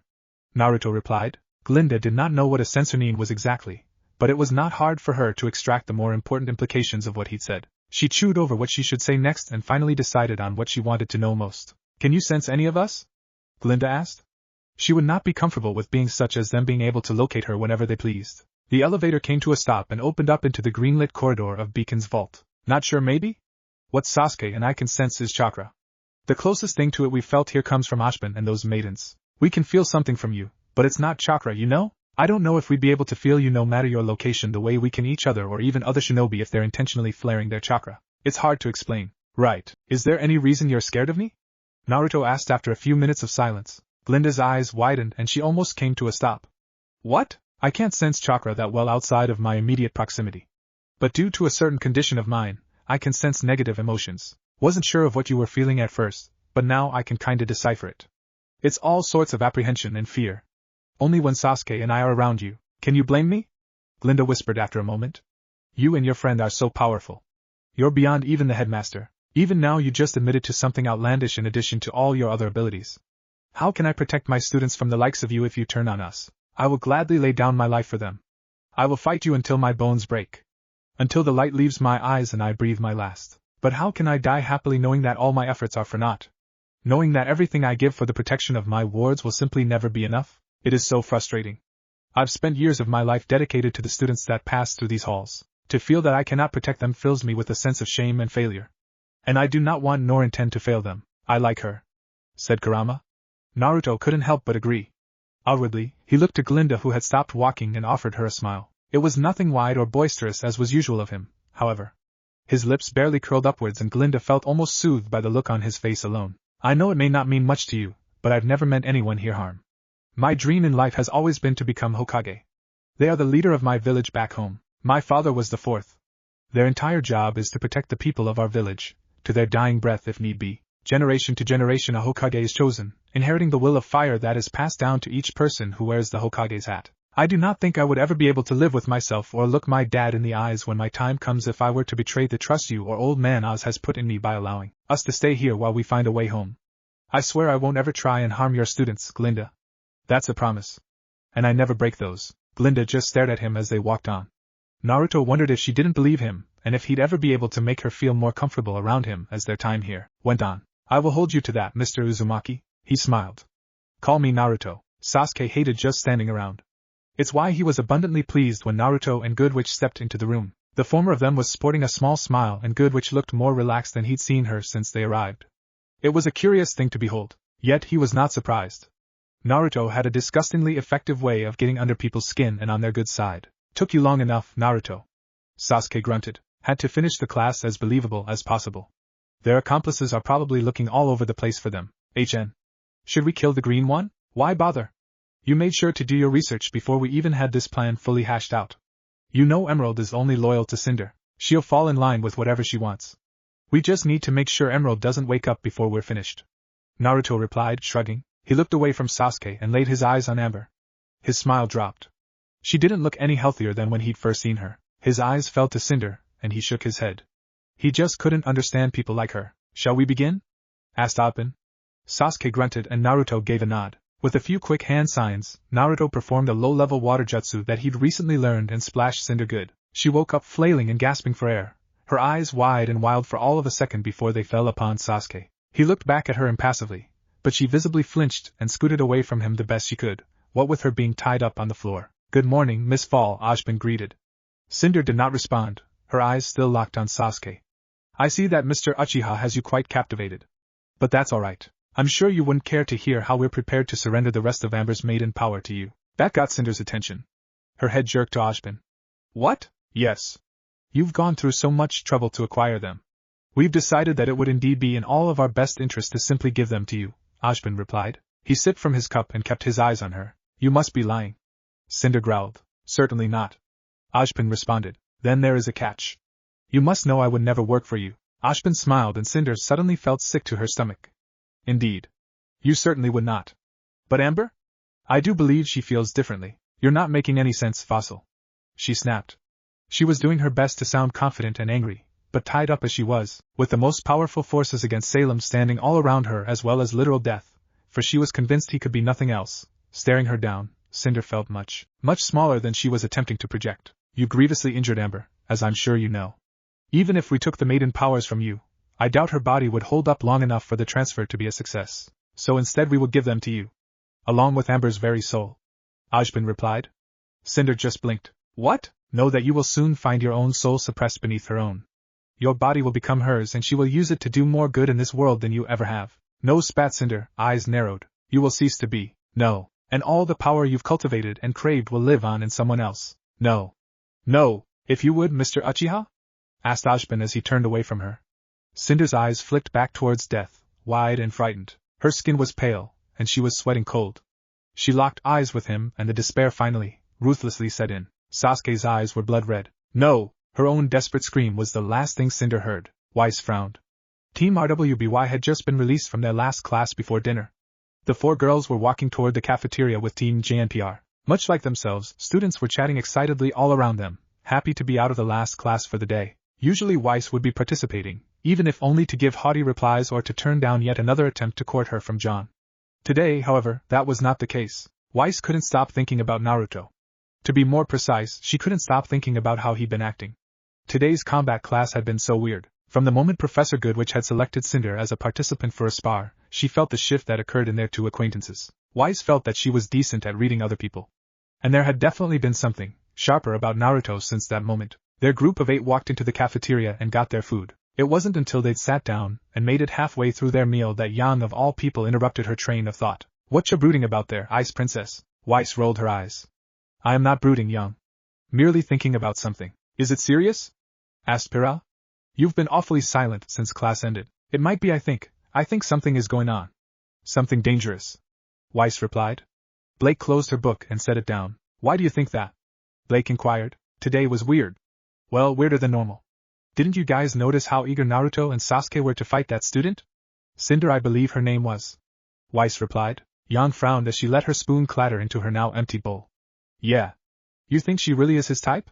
I hope not. If he just wants someone with sex appeal, then I'm literally right here. This has nothing to do with your crush on him, Yang, Reixe huffed. Or yours? Yang responded. I do not have a crush on Naruto, Xiaolong, Reixe snapped back. Yang smirked at her. Look, this isn't about anything like that, okay? They were just acting funny. It's like their whole demeanor changed when she stepped down to the arena below. Naruto was following her every move, and his eyes just seemed so much sharper and dangerous than anything I've ever noticed until today. You notice his eyes often, Ice Princess? Yang chuckled with a large smile. Reixe glared at her nastily even as her cheeks pinked. I'm trying to be serious here, Yang. She all but yelled. Someone from one of the tables to their right looked over to them, but when Reixe turned her glare on them they wisely looked away. Geez. Fine. I get it. What's bothering you? Yang asked, her hands up in surrender. They've been visiting Ashbin constantly the past few days. They said Cinder has been staring at them and Professor Goodwich's lecture following Sasuke's fight with Cinder was entirely unnecessary. She didn't say anything we didn't already know. And then immediately after it's over she spirits Naruto away to Ashbin? This is all so suspicious. Cinder definitely should have been back in class by now too. I think something serious is going on. The rest of her friends lapsed into silence. It is odd. Ren agreed. They hadn't ever been interested in fighting before today. Blake admitted. And even if they had, I don't think Professor Goodwich would have allowed it, knowing what she does. There was no reason to let Sasuke fight Cinder. It was a foregone conclusion as to who the victor would be from the beginning. Pira added. So the question here is, who is Cinder? And why is she so important? Asked RWBY. None of them had any worthwhile answer and silence found them once more. It was while this silence still had dominion over them minutes later that they were caught unaware by the voice of one of the very people they'd been discussing. Hey guys, what's up? Said Naruto. The group looked to him, but the bright smile on his face could not distract them from the true surprise he brought them. Next to Naruto stood Sasuke. But next to him, Cinder fall. Salem lay on her back, gasping for air as her vision swam. All of her grim had been slain, Arthur was busy elsewhere as per her orders, and Tyrion and Hazel lie unconscious off in separate corners of the room. With a groan she rolled over and tried to get her feet under her but could only manage to rise to her hands and knees. Now that is the proper position one should take before us. Your fealty would have served you well a moment ago, woman. Salem looked up at her assailants, but she was smart enough not to glare. They merely stared back at her, wide smirks stretching across their pale faces. They looked almost similar to her. Deathly white skin and white hair. But their eyes were nothing like her own. No, they were pale white. What is it you've sought me out for? I know Ojban could not have sent you. He would have harnessed your strength long ago if he'd had you under his thumb. Salem's face crumbled the floor and she yelled out. Above her, her assailants glared. No one commands us. You would do well to remember that. For what felt like an eternity, Salem could not even raise her head. When she was finally able, she slowly lifted her eyes up to meet theirs again. We did not come here for you. You just happened to be the closest powerful source of energy to us when we arrived. We need some information. And you will provide it. And if I choose not to? Salem said, less a question and more of declaration. You told us earlier before you so foolishly decided to sick your creatures and your cretins on us that you were incapable of death. Well, let me tell you that you may not be able to die physically, but your soul is still easily killed. Salem stilled. She took a deep breath, looked to the downed forms of her servants and locked eyes with her attackers once more. Who are you? A god? What more does your kind want from me? She asked. Her assailants smiled again. I am Momoshiki. Momoshiki Otsutsuki. I am a god. And I want your everything. Acclamation. Naruto watched Sasuke force Cinder to sleep with his Sharingan before he looked over to Ojban. Why'd you lie to her? You know we can't suppress her soul, Naruto said. He can't say he'd have wanted to do something like that anyway. No matter how rotten Cinder was. Insurance. This way, I can say you and Mr. Uchiha showed her mercy. And that if she acts up you will follow through with the threat. Just in case. Ojban replied. You say that like we actually could. Naruto sighed. If you protest, you could always try to heal Amber again. Said Glinda. Naruto just shook his head. I already failed once. I think if it was just a matter of restoring her maiden power, and healing her wounds it wouldn't be too hard, but it's been so long since she's sustained them. And this power of mine is just like any other ability, or muscle. It needs training. I'm not proficient enough to fix months of damage from her being comatose, and even if I was, whatever Cinder did to her I can't heal that. It's like she's been tainted by something foul. Healing and purification are not quite the same. I can't save her. Naruto frowned, his fists clenching. Then our course remains unchanged. You will transfer Amber's soul into Cinder's body along with her maiden powers. We shall just have to hope that whatever blending of the souls occurs here is in Amber's favor. Said Ironwood. Naruto huffed. This still sucks. It was your plan. Sasuke scowled as he wakes over to Amber. But not like this. I was kinda hoping they'd be able to share a body or something. Or maybe make a clone. Well, those options aren't feasible. This is all we can do, so stop whining. You have the seal ready? Sasuke asked. His Rinnegan rippled to life as he placed his hand over Amber's head. Naruto grunted and produced a scroll from one of his weapon pouches. Spent over 3,000 clones these past 4 days to learn this one seal. Of course it's ready. Naruto approached Cinder's prone form as Sasuke nodded. Then let's get to work, said Sasuke. Cinder opened her eyes slowly, squinting them near shut as green light streamed past her lashes. Everything was a blur, and for a moment she didn't know where she was. The last thing she remembered was being attacked by herself? And her powers were stolen. Cinder shook her head. No, she'd been fighting Sasuke, and she'd been the one to attack Amber and steal her powers. She'd never be able to attack herself. Her brows knitted together. But, she thought, I am Amber. She started to get a headache. What have they done to me? She wondered. Cinder groaned. I see that you are awake, Miss Fall, said Ojban. He sipped at his drink, and the noise made Cinder want to bang her head against the wall and smile all at once. What did you do to me? She asked, her words coming to her slowly. Exactly as I said we would. Amber's soul was deposited into your body. Naruto and Sasuke showed you mercy you did not deserve, however. They chose not to snuff out your own soul completely. They saved my life. Cinder said. They ruined my life, she thought. Cinder's face scrunched into a grimace. How long have I been out for? Since you were attacked? It has been. Cinder cut Ojban off. Never mind. I know exactly how long it has been. Slowly, she opened her eyes. Ojban was a blur at first, but he slowly came into focus. Behind him stood James and Glinda. Further behind them were Naruto and Sasuke. She knew most of these people well, but had no intimate memories of them at the same time. It felt so weird. Amber?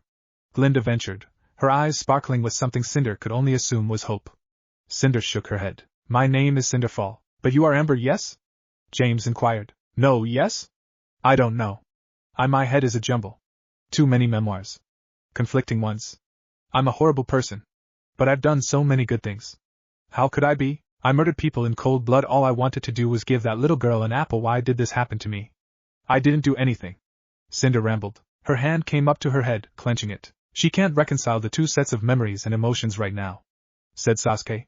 I'll help. Cinder looked up at the sound of his voice. Fear coursed through her first, but she knew this man had saved her. Ruined her. Killed her. Brought her back to life. Her headache grew stronger. And then she looked into his eyes and the ache was simply gone. Cinder blinked, and the next thing she knew, she was standing in a monochrome world with Uchiha Sasuke stood across from her. Alone. Where are we? Asked Amber. And Cinder knew then that they were not as alone as she'd thought. She looked off to her side and laid eyes on the woman she tried so hard to kill. Succeeding was not nearly as satisfying as she'd once hoped it would be. Your mindscape. Cinder's, to be more exact. What becomes of it when you two get used to one another, I am not sure. But this, essentially, is Cinder's world, a reflection of her state of being. A sad, colorless place inhabited by a vile, power-hungry woman who wants only for dominance. Sasuke responded. Cinder's eyes narrowed. Who are you to judge me? She shouted. Demanded. She'd forgotten herself in her anger for all of the time it took him to train his eyes upon her. The fear set in. Oh, she thought, this is death. Fear overtook her then. Sasuke seemed to have taken in the measure of her in that moment as well and scoffed. Thank you for saving me, Sasuke. Amber spoke. Thank Naruto. It was his idea. Maybe, but you helped, didn't you? So, thank you? Thank you so much. She gave him a watery smile, while Cinder looked upon Amber in open disgust. Sasuke merely gave his usual reply. We've dallied long enough. I need the both of you to conjure up every memory you have. We'll sort them, and when you wake up, you should be in less pain. And our emotions? Cinder asked, much more reserved than before. I'm not going to sort those. Not that I really could, Sasuke replied. Personally, he wasn't entirely sure if he was telling the truth. He'd never tried such a thing. Manipulating the mind was not quite the same as emotions. Sure, Itachi had made his own little brother hate him, but that was born from a real-life event, and the Tsukuyomi bolstered psychological torture that followed. He didn't plan to resort to such things. But you're some sort of god. Or deity. You have to be. I'm no less human than you are. Sasuke didn't think the Otsutsukis were human at all, actually. But that part of his heritage was so old, there's no way it hadn't been diluted by now. But you have so many powers at your disposal. No human is capable of having that many semblances. Sasuke smirked at her. Maybe I'll tell you all about it when you're more trustworthy. Now do as I said. Cinder opened her mouth, closed it, and then grit her teeth and complied. Sasuke got to work. Feeling compassion for this woman is odd, said Cinder. She was looking down at the bound and unconscious Emerald. Is it? Asked Naruto as he kneeled next to the woman and began to undo her bonds. She has been devoted to me for years. She would do anything for me. But I, Cinder, she cared for no one. Not even Emerald. I'm whoever I am now, I'm not the same. I care about her because I remember her devotion and can appreciate that now, but she tricked me. She's why I died physically. I want to hate her. But I can't. Cinder sighed and massaged her temples. Naruto glanced her way before his eyes fell on Emerald again. Cinder was massaging her temples. That was a good sign. Before she'd awoken from having her memory sorted, Sasuke had told him about some little quirks Amber and Cinder had. Massaging her temples was one of Amber's. I get it. Really, I do, but we need to keep her on our side now. So just try, please? Naruto asked. Cinder eyed him sharply, scowling. Then her features softened more than he'd ever seen before. The look almost didn't fit her face. Fine, Naruto. Let's go. We've been absent long enough. Ashbin will let us know when Emerald wakes. You too, Fall. Yeah? Naruto sighed. He stood and tossed the rope next to the freed Emerald. Turning about, he walked over to Sasuke. Cinder followed and the three of them were on their way to the elevator. The walk was a silent one, though Naruto noticed Cinder seemed to want to speak. It wasn't until they'd already finished taking the elevator back up to Appan's office that she went through with it. What exactly should I be doing now? I don't care, Sasuke grunted. Naruto watched her flinch, even if only just a bit. That's just his way of saying you can do whatever you please. You're free now, Naruto replied. They left the office and made their way down the hall. I suppose I can just follow you then? Cinder asked. Ahead of them, Sasuke rolled his eyes. Sure. Naruto grinned. Just make sure you don't tell any of your little followers what happened. It would be a shame to have to kill you after all of that work to save your life. Sasuke grunted. All right. I won't. Cinder replied. The three of them lapsed into silence again, but eventually Cinder leaned in towards Naruto and whispered. He's rather prickly, isn't he? The shit-eating grin that stretched Naruto's cheeks was almost inhumanely wide. Oh, you have no idea. I can hear you. Sasuke spa and Naruto barked a laugh in response. Cinder's cheeks colored in embarrassment before her eyes sharpened, and she scowled. She glared at Sasuke's back and jerked away from Naruto almost as if burned. Cinder blinked. Her scowl slid off her face and she sighed. In the privacy of her own mind, she couldn't deny her own anxiousness. She felt nothing like herself. Cinder didn't know how long it would take for her to settle on a new normal, or if she ever would. She didn't even know if she wanted a new normal. Some part of her wished she could just rip the new goody-goody side of her out of her mind, but Cinder doubted it was possible. Cinder didn't trust RWBY, and she had the distinct feeling that trying to remove Amber would be tantamount to soul lobotomy. The question in her mind was simple enough. What was going to be normal for her now? She had all the thirst for power, drive, and ruthlessness she'd cultivated over her lifetime, but she had equal parts of her compassion, determination to help others, and empathy she'd learned in her other life. Neither sets of traits was as strong as they'd once been. Mushing them together in a single body muted them and gave birth to something new, something blended. Cinder wondered if that was the plan all along. Not to snuff her out, but to blend her and Amber into one being. She could not stop it, and frustratingly, she wasn't sure she wanted to. So little time had passed since her little procedure, and she was already experiencing moments where she could not differentiate between what was Cinder and what was Amber. She just slipped into a new state of being sometimes and only realized it had happened after the fact. One day, she thought, I am going to wake up and there will be no realizing I've slipped at all. I will just be this new person. Cinder desperately wished she could curse RWBY to death. By the time she'd managed to focus again, Cinder found that the three of them were already in the cafeteria. Naruto slipped past Sasuke and took the lead, chanting ramen all the while. Sasuke, now at her side, huffed. She chanced to look his way and found him glaring at his friend. Grudgingly she could admit that even while glaring the man was handsome. Cinder looked away quickly and strode forward. She really didn't want to think about him right now. She let her mind wander again as the three of them got their food. This time, she contemplated what Salem would do to her if she ever got her hands on her. She did not want to betray that woman. Sure, she was loyal only because Salem was more powerful than her and could guarantee Cinder's strength. But now? She couldn't do it. Salem made Grim. Grim killed people, often. She wanted nothing more than to wipe them from the face of the planet. Cinder blinked and her brows knitted together. That, she knew, was a muted feeling. The need to destroy Grim was no longer as strong now as it once was. And yet she wanted to exterminate them all the same. How much did Amber hate the Grim before coming to share this body with Fall? Cinder wondered. Hey guys, what's up? Said Naruto. Cinder snapped out of her musing and looked ahead. Her stomach twisted dully, twinges of irritation bubbling up within her before being snuffed out like a fire by a strong wind. She could not find it in herself to hate these people any longer. Nor wish them any ill will. Even if they were gawping at her none too kindly. Cinder sighed once more and hoped this would all be over quickly. Reixe blinked. This was not what she was expecting. That was the problem with her life lately. She could no longer expect or predict anything. Everything used to be simple, even if she did dislike life before Beacon. Meeting RWBY and the rest of her friends changed that.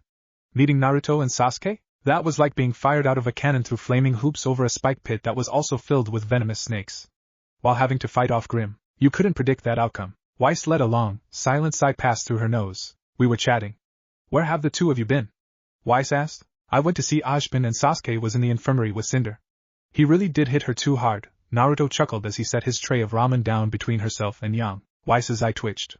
She didn't know when that had become his designated seat, but whether it be in the cafeteria, the library, the courtyard, or even some classes, Naruto had been sitting between her and Yang exclusively. Reixe thinks it began 2 days ago, but she couldn't truly be sure. Her mind often wandered against her will these days. I thought she could take it, Sasuke grunted. He sat opposite of Naruto and Cinder took up a seat at his right. She glared up at him beneath long lashes. You really shouldn't hit girls like that. It's not very gentlemanly, admonished John. Reixe rolled her eyes. As did Cinder, she noted. Sasuke just scoffed and fixed the boy with a glare. There's no place for chivalry on the battlefield. You think like that when you're staring down a capable huntress, and you're going to die one day, Sasuke spat. John leaned away from Sasuke, bobbing his head up and down frantically. He could put fear into anyone, I'm sure, Reixe thought. I get Whiskers getting held up, but was she really knocked out for this long? I don't think even I've hit someone that hard, said Yang, trying and failing to pilfer a piece of meat out of Naruto's bowl. Reixe idly watched them sweat at one another in their attempts to outmaneuver each other. Before Sasuke could open his mouth, Naruto supplied yet another answer. Oh, they were talking. Cinder's been watching us for days, remember? It's 'cause she has a crush on Sasuke. Naruto replied, smirking. Yang stopped trying to grab at his food. Weiss's head whipped around to the two in question. The look on Sasuke's face as he stared at his friend could melt steel. And Cinder's cheeks were stained pink. Reixe thought their reactions were believable for their personal information being tossed out in the open like that. At a glance, their story checked out and nothing seemed amiss. But she couldn't shake the feeling that there was more to this, and she wouldn't stop until she uncovered what it was. Congrats? Said John. Sasuke's glare settled on him once again and he flinched. We are not dating, Sasuke replied. So you rejected her? Nora gasped. Sasuke tried to speak, but before he could get a word in, pirate him to it. Well, they've only just met. I know we haven't known him long, but Sasuke doesn't seem the type to go out with someone he doesn't know well, Naruto snorted. Oh, you have no idea. Back when we were kids, Sasuke had every girl in our class chasing after him. Rejected everyone. Well, he is handsome. I suppose it makes sense. Hummed Yang. Reixe watched on as the conversation devolved into chatting about Sasuke's love life and whether he'd eventually accept Cinder's confession. As Naruto told it, it was love at first sight that deepened on the battlefield. Cinder couldn't resist him. Reixe would admit, it was all rather romantic in a rough sort of way. Reisse's gaze slid to Cinder and saw her eating her food, though the twitch of her eye and her ever-reddening cheeks gave her embarrassment away. Upon refocusing on Sasuke, Reixe could not tell what he was feeling at all. He had been clearly angry earlier, but now his face was blank. He ate his food in silence, and didn't seem to care about what Naruto had said in the slightest. Reixe didn't think that was normal. There should be some sort of reaction, not this nothingness. She glanced around at her friends. They were all chatting happily. Not a single one of them seemed to truly care about Cinder and who she was anymore. For a moment either had she. Her eyes fell on Naruto again, and she concluded that he had an effect on others that was nigh undeniable. Reixe wasn't sure if she liked it. Reixe didn't participate in the rest of the conversation much. She only chose to reply when she was addressed. She was still rather deep in thought even after dinner ended. They all went their separate ways, but as Naruto, Sasuke, and Cinder planned to slink off somewhere, she approached them. They nearly made it to Ashbin's office before Reixe had worked up the nerve to speak to them. Could we talk? She asked. Reixe knew they were aware of her. There's no way Naruto and Sasuke didn't know she was following them. What she didn't get was why they hadn't acknowledged her once.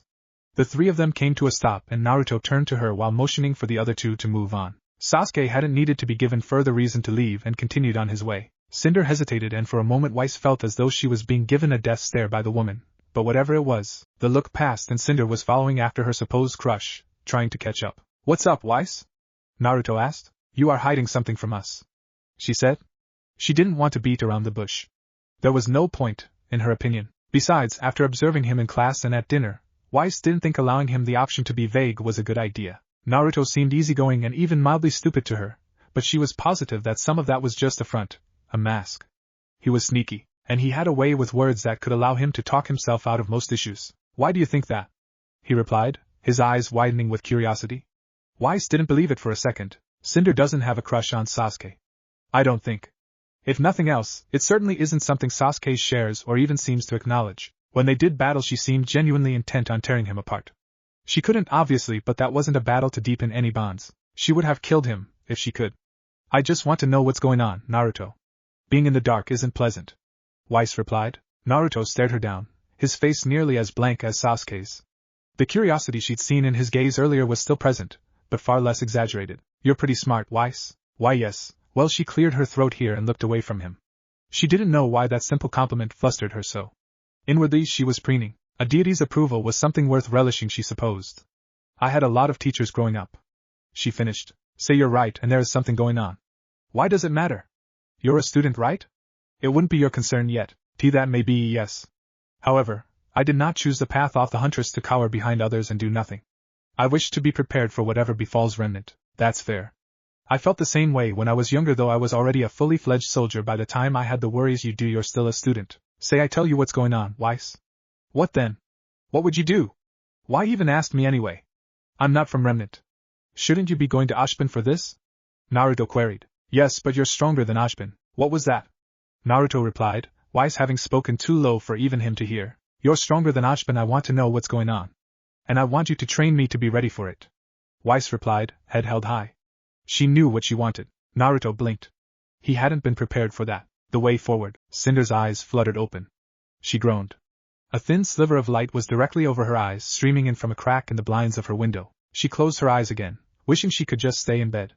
Cinder sighed, knowing that wasn't possible. Even though it was a Saturday morning, there would be no repose for her. Well, look who's awake, said Mercury.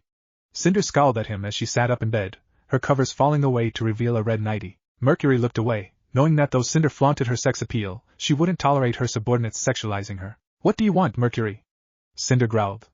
Mercury backed away, his hands up. He made sure his eyes were staring directly into her own eyes too. He wasn't looking to get killed, you know. Just checking up. You and Emerald didn't make it back until real late last night. Just waiting to hear our orders. You want to know if my loyalty still lies with Salem? Cinder deciphered, one of her legs coming from under the covers and touching the floor. Mercury took another step back, as he should in her opinion. Are Emerald and Neil already awake? Yes. They went to breakfast. Mercury replied. Cinder nodded, her mind already clearing the fog of sleep and thinking on what she must take care of today. She understood that Neil wouldn't care what they did one way or another. She and Roman were contracted to Cinder herself. They didn't know of Salem, and thus her word was law. As for Emerald, Cinder had the opportunity to chat with her a bit when the girl woke up last night. There was much more to discuss, but for now the girl would do as she said. Still, Cinder supposed now was a good time to make everyone aware of the change in plans. Leave. And let the others know to return here after they eat. Cinder ordered, raising a hand and shooing Mercury away with it. He nodded and felt her piercing gaze follow him out of the room. Once the door was shut, Cinder sighed again, and her glare fell from her face. She ran a hand through her hair and stood up. Mercury had a hard life. Cinder knew that. It made dealing with him as she had before much more difficult. She did not believe she could let her foot off his neck though, so to speak. Mercury was not misguided like Emerald. Mercury was much like her, or what she used to be. He wanted strength, coveted it. And above all, he was simply vile at heart. Mercury would have a choice today. She knew that Mercury had camaraderie in his heart, though she wouldn't say it was a large part of his being. Pain and violence ruled him. That would not change any time soon in Cinder's opinion. Whether he would attempt to let go of his past demons and follow her into a brighter future, or return to Salem, that would be today's true question. She had a feeling she knew what his choice would be. Cinder opened her window and stretched. A light breeze brushed against her skin as she looked out over the courtyard. There weren't many students walking down below. Cinder stifled a yawn with her right hand and turned away from the window, her free hand moving down to grasp the hem of her nightie. She was just about to remove it when her hand stopped midway up her stomach. How long have you been there? Since last night, Sasuke replied casually, stepping silently into her room from the window. Cinder tensed and scowled. How? She wondered. I never noticed him at all. She turned toward him. I see. You watched over me all night just so you could see my state of undress? Cinder asked as she removed her nightie completely, keeping eye contact with Sasuke the entire time. Her cheeks were aflame, but even though the part of her that was amber was embarrassed to mortification, the sex appeal Cinder had honed into a weapon was more than just her body. It was a mindset. Sasuke narrowed his eyes, though Cinder didn't miss how his eyes raked over her. It was only once, but that was enough. I'm flattered. So he really is human, thought Cinder. I'm not foolish enough to let a potential threat out of my sight. After your meeting with your little followers, you'll be accompanying me today. Naruto asked me to look over Shini's swordsmanship, so you'll have to join us. Sasuke replied. Cinder hummed as she turned about and made her way to her dresser. Her hips swayed with every step, showing off her poise and her figure. Her thawing did nothing to hide her perfectly sculpted butt. Something she showed off even more as she bent over to open her bottom drawer and grab a black skirt. Cinder did not ooze sex appeal. She fired it out of a Gatling gun. Very well, she replied airily. Sasuke felt as though he was going to have a long day. Winter, Crow, and Taeyong were tempted to accuse Ojban, Glinda, and Ironwood of playing a prank on them. It wasn't in their nature, but the alternative was just so outlandish, even for them. The three of them had been so busy with the fallout from the interruption at the Vital Festival that they hadn't been around in some time. They knew nothing about Naruto and Sasuke, at least not until just now. They still felt their superiors must be joking, actually. The longer the silence in the room stretched on, however, the three of them came to understand the truth of the matter. Crow whistled and leaned back in his chair. Well, what do you know? Dimension-hopping godkillers. That's something. I need a drink. That is nothing new. Winter scoffed. I really think I should get a pass when gods descend. Crow drawled. Well, I wouldn't say they're gods. The two of them are beyond us, certainly, but for the most part one would say they act quite human. Ojban replied, sipping at his coffee. But they aren't any older than my kids. How do you even get that kind of power at that age? Taeyong questioned, entirely incapable of understanding it. I'm not sure, but they mention that their home world is rife with war. It must be worse there, somehow, than what we must deal with concerning the Grimm. Such power attained so young could only be through constant training and battle. Ironwood grunted. And my daughter wants to date one of them? Taeyong groaned. Ojban chuckled from his chair. Yes, that does seem to be the case. She's making quite the effort. And yet the one he is giving one-on-one training to today is Miss Shini. Ojban grinned. Weiss? Winter almost shrieked. Indeed. She has apparently acknowledged Mr. Uzumaki's strength, and wishes to grow under his tutelage. Glinda responded. Winter brought a hand up to her forehead, and took some deep breaths. I need a drink, Winter groaned. Ha! I told you. Winter almost threw her shoe at Crow for that. Almost. It was nearly 30 minutes later when Cinder's door opened and her teammates walked in. They all paused in the doorway and stared, glared in Emerald's case, at the scene before them. Cinder was sitting at a small table in their room, taking a sip from a steaming cup. She seemed entirely unconcerned with the menacing form of Sasuke lounging in their windowsill. Should we be fighting this guy? Mercury asked. Emerald already had her weapons at the ready. By all means, Mercury. Cinder replied, setting her teacup back down on the table with a soft clack. Though I did not know you longed for death, so you should have informed me earlier. She gazed at him from the corner of her eyes and, rather creepily, Sasuke was doing much the same from his perch. So that's a no. Mercury responded. Cinder's evil eye moved away from him and landed upon Emerald. Weapons away, Emerald. Boo, away. Cinder repeated more forcefully, cutting Emerald off. Still glaring at Sasuke, Emerald returned her weapons to their holsters and crossed her arms irritably. Now that we are all being civil, sit. We've much to discuss, ordered Cinder. Her group fell in line and took up seats, either on their beds or, in Emerald's case, at the table with Cinder. Are you okay, Cinder? He hasn't done anything to you, has he? Well, Cinder began, favoring Emerald with an appreciative smile. Aside from getting a peek at me naked? No, he hasn't. I'm perfectly fine. Emerald's glare, somehow, became even more severe as her head swiveled back to Sasuke. Her hands were reaching for her weapons again. Sasuke just scowled. Cinder smirked at him, but seeing as how he made no further reactions, she just took another sip of her tea. After swallowing and savoring both the tea and the one-sided tension, she spoke. Calm, Emerald. It was a little joke. I was teasing him. Emerald blinked. Then she turned to Cinder and gaped at her. Wah, but you've never joked around before or teased anyone, at least, not like that. Let's just say I've had a change of heart lately, Emerald. Now then, enough stalling. Let's get to it. I know you and Roman were not really aware of this, Neo, but I have an employer myself. She's the one backing all of the operations we've done thus far. I bring her up to say this. We will no longer be doing any business with her. After this little meeting ends, I'd like you to get in touch with Roman and have him halt all operations. Neo blinked, her eyebrows shooting up in surprise, but nodded. Who am I to argue? Neo wondered. Are you sure about this? I mean, crossing the boss is kinda mercy, replied, trailing off. Cinder got the message. There is no longer anything for us to fear from Salem, Cinder replied. What? Why? Emerald questioned. Because Sasuke and his partner are leagues stronger than Salem is, it seems. What good is fighting on the losing side? Cinder questioned. You can't be serious. Him? Emerald nearly shouted, rising from her seat and pointing at Sasuke. How can you be sure? Mercury added. I've seen a demonstration of his might. It was before you woke up last night, Emerald. Salem, well, I must say she isn't capable of half the things he is. For a moment, none of them spoke after Cinder's declaration, but that didn't last long with the likes of Mercury around. He leaned back into his bed, his arms crossed behind his head. Well, if he's strong, then whatever. We'll follow your lead, Cinder. Mercury grinned. Smart of you. Cinder replied. That wiped the smirk off Mercury's face. Suddenly her realized refusal would have likely resulted in his death. If you say so, Cinder. Emerald mumbled, sitting back down. Cinder could see that she clearly wasn't pleased with the prospect of working with Sasuke, but ultimately Cinder didn't care. It might be somewhat irrational in a really weird two souls and sets of memories in one body sort of way, but Cinder still didn't forgive Emerald. Not yet. Good. You all may leave now. Sasuke and I have some physical activities to get up to. Alone. Cinder announced. Sasuke stared at her, face blank. She smiled at him, eyes smoky. Wah, Emerald. I do not want to repeat myself. Do as you are told. Cinder said, never looking away from Sasuke. Emerald's jaw worked, but ultimately, she stood up and left the room in a rush.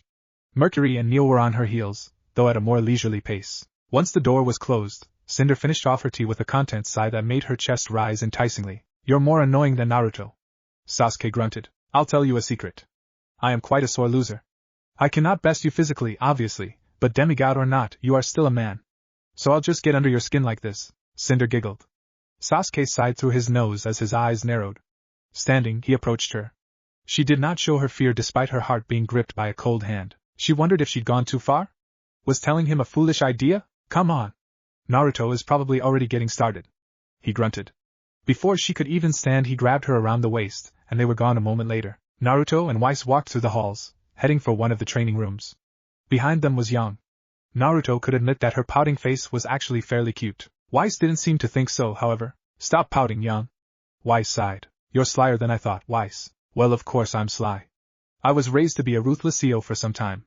This, however, is not at all me being sly.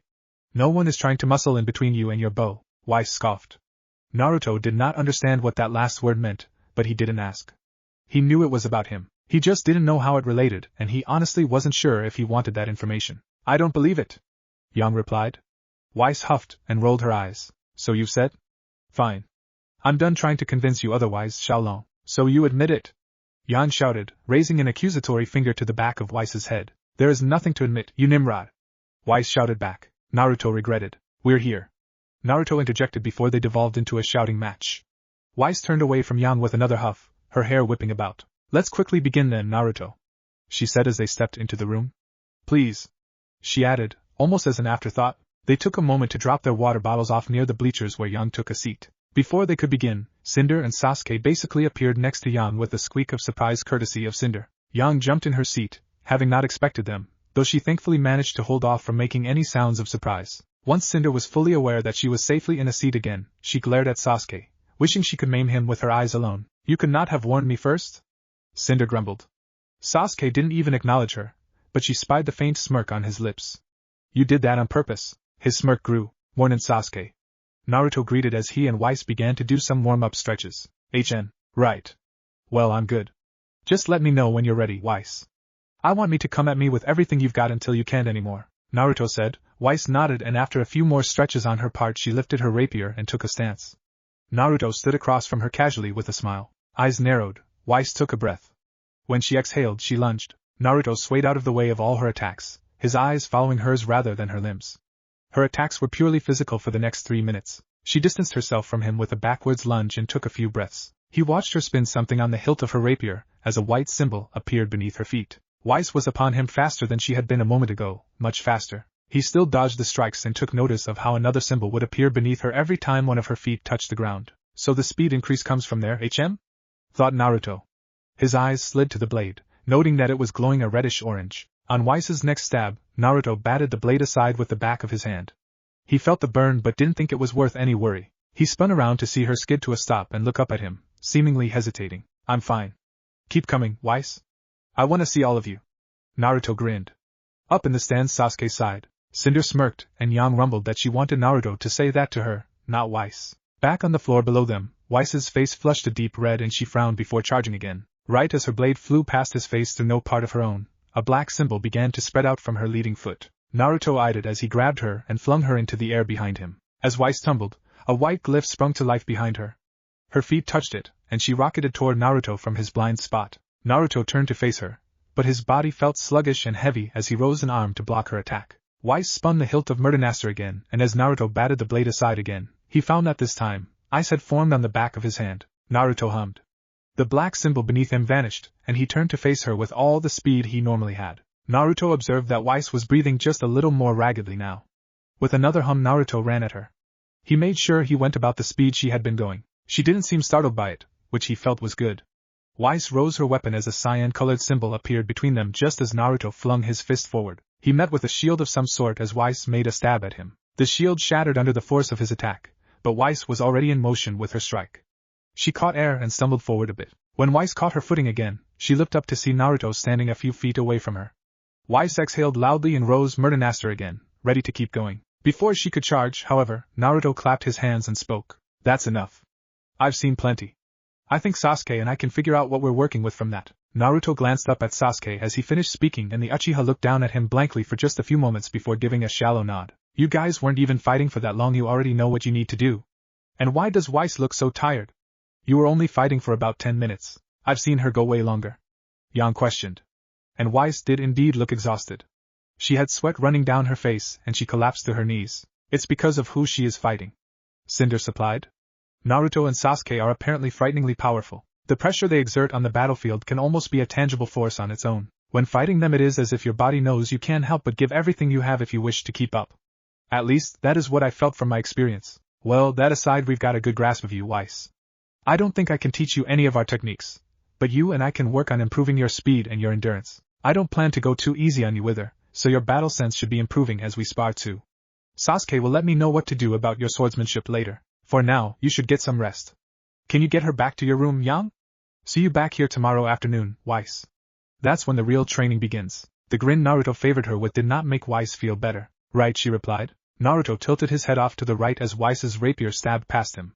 She pulled back and a flurry of similar blows followed. Her aim shifted from his head, to his limbs, to his torso and abdomen. He was pleased to see that she wasn't choosy about where she landed her blows in the slightest as long as they hit. Unfortunately, she wasn't having much success there. She'd yet to land a single blow upon him. Naruto caught her wrist on her next strike. Weiss tried to jerk back and failed. His own fist darted forward and Weiss sidestepped it as she let her rapier drop from her hand, only to catch it with her free one. In a single motion she grasped her blade and made an upward thrust. She caught air and visibly saw Naruto vanish before she actually felt his hand leave her body. "You're getting better," Naruto said. Weiss jumped and twirled around to find him grinning at her. Weiss's cheeks reddened and she desperately wished she could wipe the cheeky grin off his face. "I haven't hit you. Not once. We've been practicing for a week and a half." "True, but you're soaking up everything I've been teaching you. It's been nearly an hour now and you're not overly tired. Your endurance is improving," Naruto replied. "But still, Weiss, you can't compare yourself to me. Our lives have been entirely different. I've been training even harder than what I've been putting you through this past week for nearly my whole life. You can't expect to catch up just like that." Weiss huffed, but nodded. "You talk about your training a lot, but what was your home like?" Weiss asked. Naruto scratched at his cheek and then gestured over to the stands. Weiss nodded and followed him over to where their water bottles sat. The two of them took a seat next to each other and took long swigs of their water. "Well, I was an orphan. And life was really hard, but despite all the hardship I don't think I would have traded I for anything. My village leader was like a grandfather to me and he made my younger years bearable. The village itself was nothing like what I've seen of Vale thus far." "How so?" Weiss asked. "Well, this place is way more advanced. We don't have any technology like this. My home was a lot of new pavement and dirt roads. The buildings weren't as tall and we were completely surrounded by nature. Super tall trees, lush forests, and all sorts of scurrying animals were a typical sight. Heck, Konohagakure was like no other place in the world." "Not quite. Konohagakure?" Weiss questioned, her face scrunched up. Yeah. That's the name of my village in my native tongue. Means village hidden in the leaves. You didn't originally speak our language?" Weiss was surprised even though she knew she shouldn't be in the back of her mind. "Nah. Made trusting us real hard when we first met. If not for being able to sense negative emotions, we probably would have ended up fighting. I spent a bunch of clones learning how to understand your language before we met you guys." "Oh, I learned whatever my clones learned, by the way." Weiss nodded slowly, trying to comprehend learning an entire language in a week's time. She wondered if Sasuke learned the same way but chose not to dwell on it. "It sounds like a beautiful place I'd love to visit someday, if that were possible." Weiss spoke, taking another swallow of water shortly afterwards. Naruto just hummed with a small smile. "Maybe. Come on. Let's get back to it," he replied, standing to his feet and setting his bottle down. Weiss nodded and followed after him. "Nothing stays the same, mistress." "Yes, Tyrion?" said Salem, looking out over the grim-covered landscape of the Land of Darkness. "Preparations are complete. Shall I deliver the message?" "Yes, Arthur will know what to do from there." "Oh, and Tyrion?" "Yes, my lady." Salem turned to glance at him, her eyes sharp. "Bring Cinder here." Though Salem could not see it because Tyrion was bowing deeply, he was grinning from ear to ear. "Of course, mistress." Weiss turned the shower off with a content sigh. Stepping out, she grabbed a towel and began to dry herself. Today's training had been no less taxing than any other day. In fact, it was worse. Yan had finally gotten fed up with just watching over her interactions with Naruto and finally asked him to train her alongside Weiss. He had agreed. Yan had been ecstatic at the news and flashed her a victorious smirk that had done little more than earn an eye roll from Weiss herself. Contrary to Yang's beliefs, Weiss did not care if Yang joined their training. Naruto was her crush, not Weiss's. She was more than happy to let the girl hang off him so long as it didn't interfere with her own progress as a huntress. Besides, this can only make Yang stronger. Naruto should have much more to teach her than me, Weiss thought initially. Her musings then turned out to be spot on. In the 2 weeks that had followed Yang's inclusion in their training, Weiss had borne witness to her friend incorporate some of Naruto's own style into her typical CQC. The results were going to be terrifying. Adapting Naruto's movements to her own body had thus far proven slow going, but Weiss could see her gradually getting a grasp on things. When all was said and done, sparring with Yang would prove to be even more painful than it already was. Wrapping the towel around her torso, Weiss proceeded to dry her hair, her mind wandering to their next training session. She already knew it would prove to be eventful and the very prospect of what was going to happen tomorrow frazzled her. Winter was going to come observe her training with Naruto. Weiss didn't think she'd been more nervous in her entire life. And how bizarre was that? She snorted as she dried her hair. The only thing to make her more anxious than meeting a deity was the prospect of introducing said deity to her sister. Why are all the people I've met since coming to Beacon so weird? When she was finished, Weiss stepped over to the door and let herself out of the restroom. Still tall-clad, she walked into the empty room and went for her drawer. Typically, she wouldn't dare leave the restroom before getting dressed, but she knew no one would be around right now. Ruby was off in the city with her father and Penny. Blake had merely said she would be back late, and Yang? Yang was currently in Naruto's room, humming to herself quietly. Weiss got herself dressed and prepared to start on her homework when she heard a knock on the door. Sighing, she walked over and opened it. In walked Yang with one of the largest smiles on her face that Weiss had ever seen. "Why would you need me to open the door for you?" Reixe asked. A scroll. I left it, Yang giggled. Reixe rose a single brow. You seem happy. More so than normal, that is. Reixe remarked. Yang merely giggled again and flopped onto her bed. I have every reason to be. Oh? Do you now? Why might that be? Reixe inquired, stepping over to Yang's bed and sitting down next to her. Her nose scrunched. You haven't showered yet. Hadn't you bullied Naruto into letting us shower in his room a week ago? I still don't understand how you managed that, by the way. How do you convince a deity of anything? I really don't think they're deities. Not anymore. They're beyond everyone else on Remnant for sure, but they're just too human. How do you think I convinced him? I just made him uncomfortable and took advantage of it so I wouldn't have to try and fight over the shower with you. I don't think a deity would be uncomfortable over some humans and their advances. Reixe blinked. I suppose you're right. I don't understand why Naruto is so bashful. He and Sasuke are admittedly attractive. You'd think he'd have more experience with women. Yang lifted her head up from her pillow. Naruto didn't have any friends when he was younger. Not really, he wasn't that popular with the ladies. Yang sat up fully and stretched before getting to her feet and walking over to her drawer, grabbing some clothes. When did he tell you this? The other day after training. I was trying to see if he had a girlfriend and just hadn't told us. He didn't, though it sounds like he could have before he ended up here. Glad I went ahead and made my move. Yang replied as she closed her drawer and walked towards the bathroom. I'm gonna shower, Reixe screamed. We can talk more after I'm out. Alright, and that is not my name.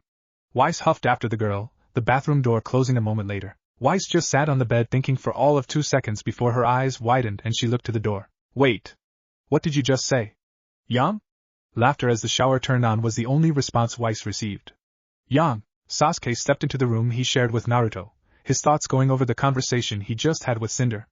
The news was not bothersome to him at all. Emerald and Mercury had seemed less pleased, but to Sasuke this was an opportunity he felt no reason to pass up. Stepping further into the room, his thoughts of Cinder's news ceased as his eyes fell upon his teammate. Why are you just staring at the wall like an idiot? Sasuke grunted, walking toward the blonde. Naruto ducked his head, but he proceeded to fidget and bring a finger up to scratch at his cheek, chuckling weakly. Sasuke noted that his cheeks were redder than normal. Naruto did not get colds. Which one of them made a move? Sasuke asked. Naruto flinched terribly. Sasuke snorted. Why would you think anything happened between me and them? Naruto stuttered. Sasuke rolled his eyes and sat down on the edge of his bed. Naruto.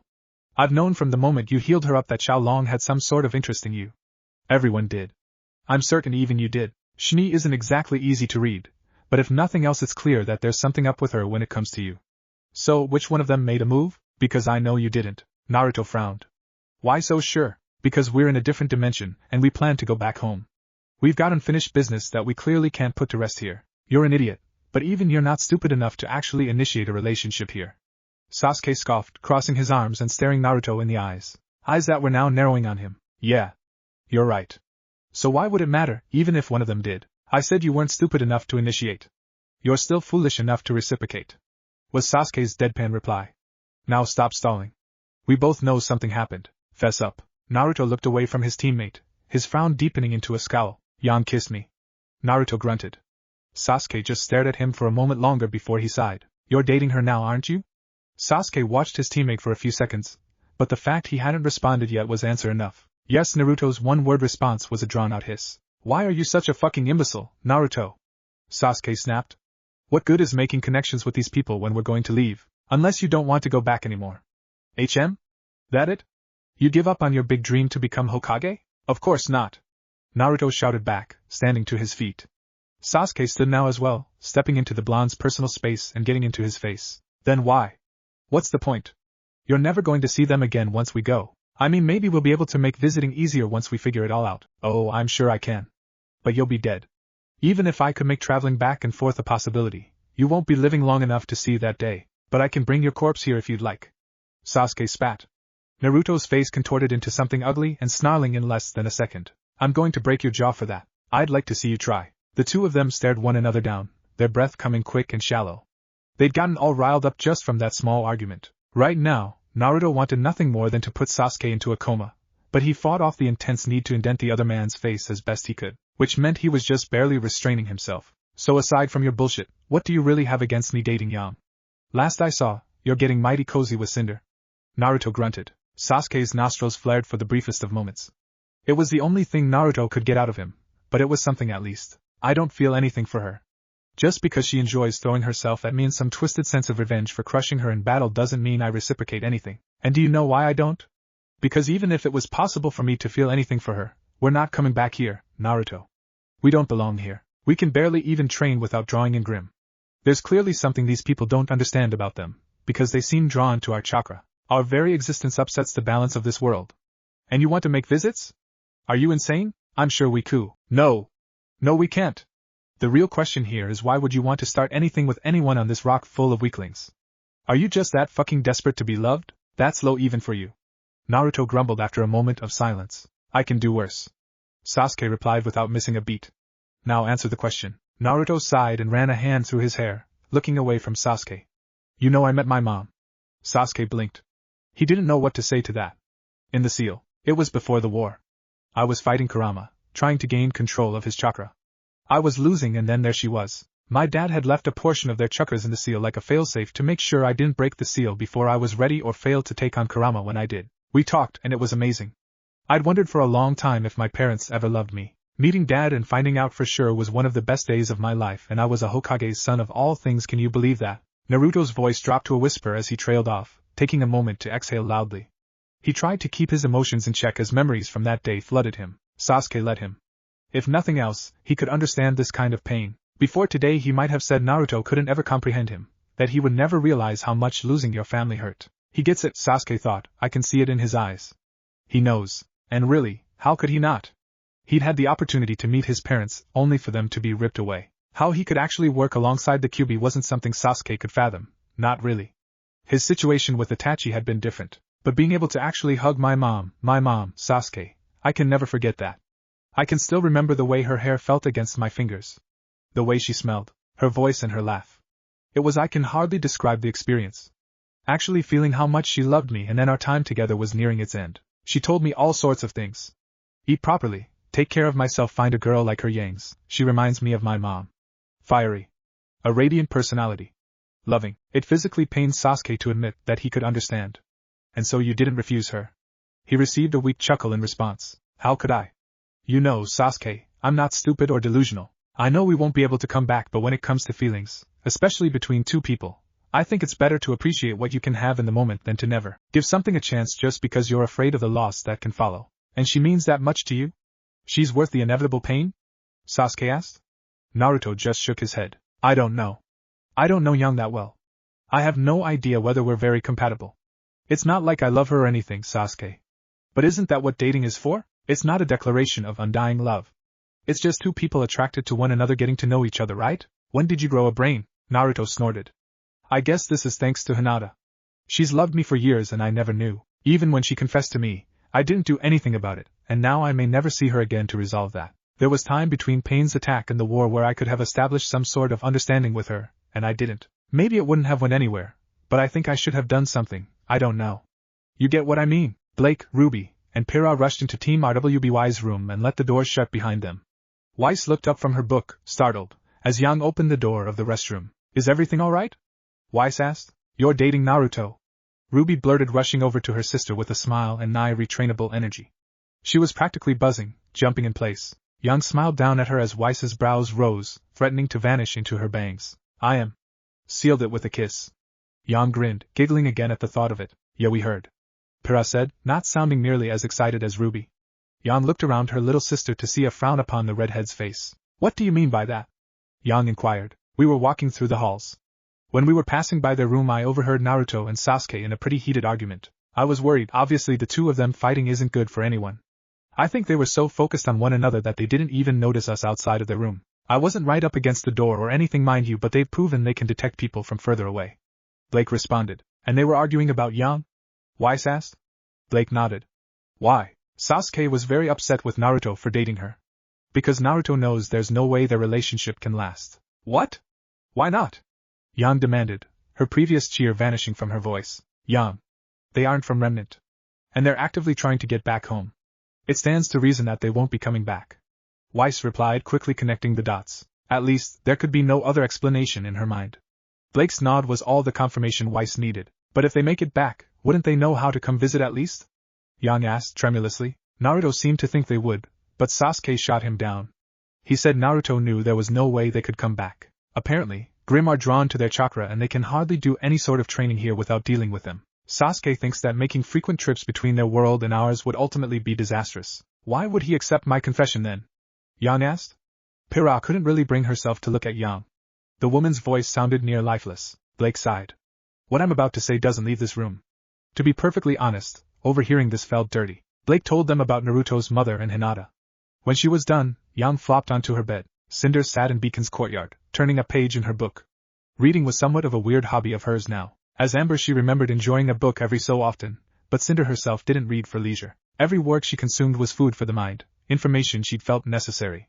Now as two blended souls, she had acquired a love for fantasy stories. She was of the mind that nothing was more fantastical than real life. Despite this, however, she couldn't stop from immersing herself in the wonderful worlds laid out before her eyes in her books. Reading was one of the rare things Cinder and Amber had in common. Sure, they didn't enjoy the same types of literature, but that mattered little now. Very little soothed her these days, quite like cracking open a good book with the sounds of nature about her, the sun caressing her skin and the wind billowing her hair. It was like this that Sasuke and Naruto found her. Fall. Cinder took note of the page she was on and closed her book, looking up to Sasuke afterwards. Sasuke was telling me you got a message from a past colleague. Naruto said. Yes, that is the case. His name is Tyrion Kalos. He's nothing more than a mad dog on a leash, but his loyalty to Salem is unquestionable, which is part of the issue. He is supposed to be coming to retrieve me in the coming days and has decided to warn me. Salem, despite her vast power by remnant standards, has apparently come under new management. So there is someone strong enough to bring her under their thumb here? Naruto questioned. Cinder shook her head. Put a leash on Salem? Someone from remnant? That is an impossibility. No. Nothing short of a god could bring her to heel. Tyrion, despite how little he cares for anyone aside from Salem, told me of these beings at her urging. She felt that losing any of her pawns to them would be an overall loss. From what I understand, they do not share the same goals as her, and she plans to continue business as usual once they have what they want. In that sense, my death would hamper her plans going forward. Optimistic of her. Sasuke replied. I find myself agreeing, but her ambitions are not easily shaken. Even in the face of gods. That much is clear from her past. Cinder replied, almost casually. Naruto folded his arms over his chest and sighed. Right, do we have a name for these people over Salem? Cinder nodded. Tyrion has informed me that they called themselves Otsutsukis. Sasuke and Naruto felt goosebumps upon their skin. Their time here was getting more and more complicated by the day. Last ray of sunshine. We need to act on this. Now, said Ironwood. Ashbin could only agree. Of course. But how to proceed is the question. The two of you can't sneak up on these gods, can you? Winter asked. Naruto and Sasuke looked at one another for a moment, and Naruto shrugged. I couldn't say. We still haven't quite figured out how to fully suppress our chakra yet. I think if we had another week to work it out it would be fine, but I doubt Salem intends to wait that long for Cinder's return. Naruto replied, which means we need to determine a different entry plan. What about chakra suppression seals? Do you have any knowledge on those?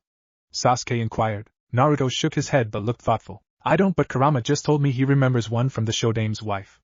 It should work. Let me just make a few thousand clones to start working on it. Naruto quickly made his way over to the window, and essentially poured clones of himself out of the building. They were gone in a blur, off to the forest to get to work. That is good news at least. But with the two of you preoccupied, that still leaves Salem's forces, and while they pose no threat to you, they are not insignificant to the rest of us. The moment Salem realizes I am not there to be her lapdog again, her full might will bear down upon us. I will not be a sufficient deterrent. Cinder said. We need reinforcements. Winter scowled. Yes, we do. Winter, gather up Crow, Taiyang, and Glenda. We will need them. Ironwood ordered. Winter saluted on reflex. Sir. She acknowledged and was her way out of the room swiftly. Could you grab my team as well? Cinder called, earning a nod from Winter, as the door closed shut behind her. That likely won't be enough people. Grumbled Ironwood. No, it won't. And no active hunters will be available in our time frame. Those that aren't busy are simply too far away. And even with my influence, I very much doubt I can convince anyone to meet us in the most grim-infested area of the planet. They will think me mad. Ashbin replied, his brows knitted together, as he steepled his hands in front of him and let a heavy sigh pass his lips. He looked down at his scroll and hung his head. Ashbin reached for his scroll. His decision was made. He only hoped he could be forgiven for the sin he was about to commit. Yang paced back and forth in her room. Ruby absently followed her with her eyes. She had been doing this for the past hour and a half. It had begun following Pyrrha's return to her room, shortly after Blake had told them about Naruto's mom. She said she hadn't felt comfortable with learning that about him the way she had. Ruby could only agree. If Naruto had wanted them to know about his mother or this Hinata person, then he would have told them himself. Yang didn't really seem to care about that at the moment, however. More than anything she just wanted some proper answers from his own mouth, and so she acted on that, calling Naruto up on his scroll. She hadn't received an answer but left a message to ensure he got back to her. You should take a seat, Yang. Reixe spoke, looking up from her homework for only a moment. Her hand continued to write away deftly, however. I can't sit still right now, so we've noticed. This won't do you any good though. Maybe do something constructive instead of just waking a path into our floor? Reixe countered, as if I could focus on anything right now. I dunno how you can. You like Naruto just as much as I do. How are you not bothered? Yang shot back. Ruby's eyebrows rose into her bangs and Blake's hand stopped mid-page turn. Weiss's face went scarlet. What? I most certainly do not. She stuttered back. Yang turned to her. Her pacing ceased. Reixe, you talk in your sleep sometimes? And I happen to have woken up to use the restroom. Yang responded. Weiss's mouth clicked shut. She opened it again, her jaw working, but doing little more than wasting her breath. After a few more seconds she just sighed and set down her pen. Fine. So I like him. He intrigues me. Your point? I am not in a relationship with him, Yang, you are, she replied, her lips twisting bitterly. Sure, I am upset that he will one day leave us, but we hardly know him.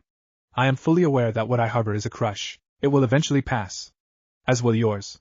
Unless you mean to say you love him? I surely hope not. That would be fairly unhealthy, Yang. I think Naruto deserves more than feelings so thoroughly based in hero worship. Yang's nostrils flared and her eyes blazed red for just a second. Her fists clenched. Once. Twice. She let a loud sigh pass through her nose and her tense muscles loosened. I deserve that, she admitted to herself. I didn't have any right to expose her feelings. Yang ran a hand through her hair and spoke. I don't love him yet. But this feels like it was doomed from the start. He knew and didn't say anything. Almost makes me wonder if he is just playing with me despite what Blake heard. That is irrational. Reixe responded. Yeah, I really don't think Naruto would lie in a situation like that. Blake added. I know. It's just so unfair, feels like my opportunity was just taken from me. I mean, you get me, right, Reixe? You'd have at least liked to have told him how you felt, Yang replied. Reixe rose a brow, and then her eyes narrowed in scrutiny. I cannot tell if you are making fun of me or rubbing it in that you got to him first. Neither? Yang replied, sounding more confused than confident in her response. Reixe just blinked, perplexed. You just told me you're dating him, Yang. Why would I make any sort of move on him after that? On top of already knowing he would not be here to stay. Reixe explained. This time Yang blinked, looking just as lost as she'd sounded a moment ago. Oh. Alright. Yang chuckled awkwardly. Weiss's own confusion increased, her brows furrowing as she wondered what could possibly be going through Yang's mind. Still, I think you should say something. For closure, at least, just like I need to talk to him about whatever we are now for mine. Yang finished. With a roll of her eyes, Reixe reclaimed her pen and turned back to her work. I'll consider it. The silence after that stretched for just a few minutes when Ruby's scroll rang suddenly, causing her to jump. Grabbing it from next to her, she answered the call. Hello? Oh, good afternoon, Professor Ojban. What can I do for you? Oh, okay. We'll be there. Goodbye. Ruby hung up. What did he want? Asked Blake. He didn't say, just that he needed us to come to his office ASAP. Emerald sat next to Cinder uncomfortably. The couch they were on was nice enough to fall asleep on. It was almost like sitting in a cloud. Those were the perks of being wealthy and influential, she supposed. If nothing else, she knew Ojban could get whatever he wanted, just about whenever he wanted. Ojban. That's where the true bulk of her discomfort stemmed from. She'd been fighting alongside Cinder against Ojban and his people for such a long time now that she simply couldn't relax her body. Not with him sitting behind his desk, smugly sipping on his mug, as he undoubtedly gloated over his newfound control of them in his mind. It made her sick. A small part of her almost wished Winter Schnee hadn't found her roaming the halls when she had. The body heat she felt at her side was the only thing keeping her in this room. She glanced at Cinder, only to find that the woman she admired was perfectly relaxed next to her, arms folded, and one leg elegantly crossed over the other. Her eyes were fully focused on the man Emerald hated the most in the world right now, Uchiha Sasuke. Sasuke didn't bother looking back at Cinder, but she stared nonetheless. Sasuke seemed far away from the whole world. He and Naruto both, actually. She wondered if it had anything to do with Cinder's message from Tyrion. Emerald desperately wished Cinder had shared the news with her, but instead she'd chosen to report the news to Sasuke first. Emerald's hands clenched into fists, and she glared at the man. The door opening again brought her attention back to the present, and she looked off to her right. From the doors came an assortment of people she did not expect to see gathered together like this. Mercury and Neo were the first in and positioned themselves with herself and Cinder, but following them were those two hunter-in-training teams they'd been prepared to sabotage at the Vital Festival. Teams RWBY and JNPR quickly crowded around Sasuke and Naruto, all while Emerald tried to remember their names. She didn't have much luck aside from Schnee and Nikos. They were public figures, after all. but she never cared to commit the names of the others to memory. And then, behind all of them came more of Ashbin's minions. Ironwood, Winterschnee Goodwitch, a blonde man that somewhat resembled the girl Mercury fought from RWBY, and Crow Branwen. This had a little lump of dread begin to form in Emerald's gut. What could all of them possibly have been called here for? I see that we're finally all here. Ashbin led. Good. It would be best to hash out our plans as soon as possible. Wait, you intend to involve the children in this? Winter queried. It was clear, to Emerald at least, that no one questioned who she meant for even a moment. I must protest, this is too dangerous a situation. We don't have any active hunters who could take their place. They're all busy. Grim attacks have spiked since some time following the Vital Festival. We simply don't have the manpower to spare for this kind of mission. Besides, you're here to lead them and keep them safe. Ironwood responded. What's going on? The leader of RWBY asked, her words escaping her lips in a quiet, almost fearful tone. Yes, I suppose aside from myself, Ironwood, and Miss Schnee, none of you are aware of the information we've acquired this fall, if you would? Ashbin asked, though Emerald doubted it was a request at all. Cinder hummed, her gaze flicking over to RWBY and JNPR. Emerald watched her eye them with scrutiny. She frowned, sighed, and then spoke. Yes, well, where to begin? Tell me, what's your favorite fairy tale? Cinder asked, smirking. Fall. We don't have the time for this. Sasuke said, his eyes narrowing. Cinder's gaze locked on him again, and the two stared at one another for a few tense seconds before Cinder sighed. Fine.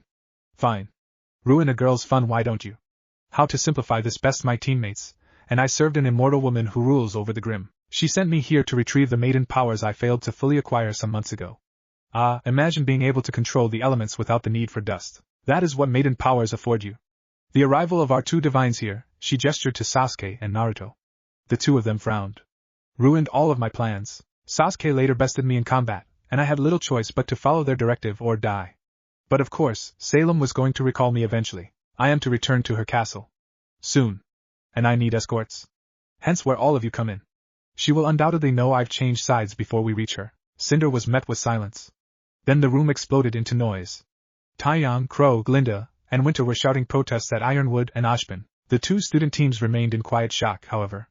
Emerald could scarcely help rolling her eyes at them. Enough, Sasuke commanded, loosening the restraint on his well-trained killing intent. He only let a small amount leak out, but it permeated the room regardless. Everyone shut their mouths. We don't have time for worthless arguments. We have to act. They're just kids, Winter protested. We are no older than they are.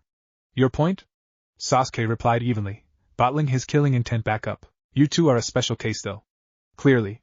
Speaking of, why are all these reinforcements even necessary if you two are here and clearly willing to help? Crow grunted. The neutral expressions that had been etched across the two shinobis' faces suddenly stretched into narrow-eyed scowls. Because we have larger problems than some mindless fodder and this Salem woman.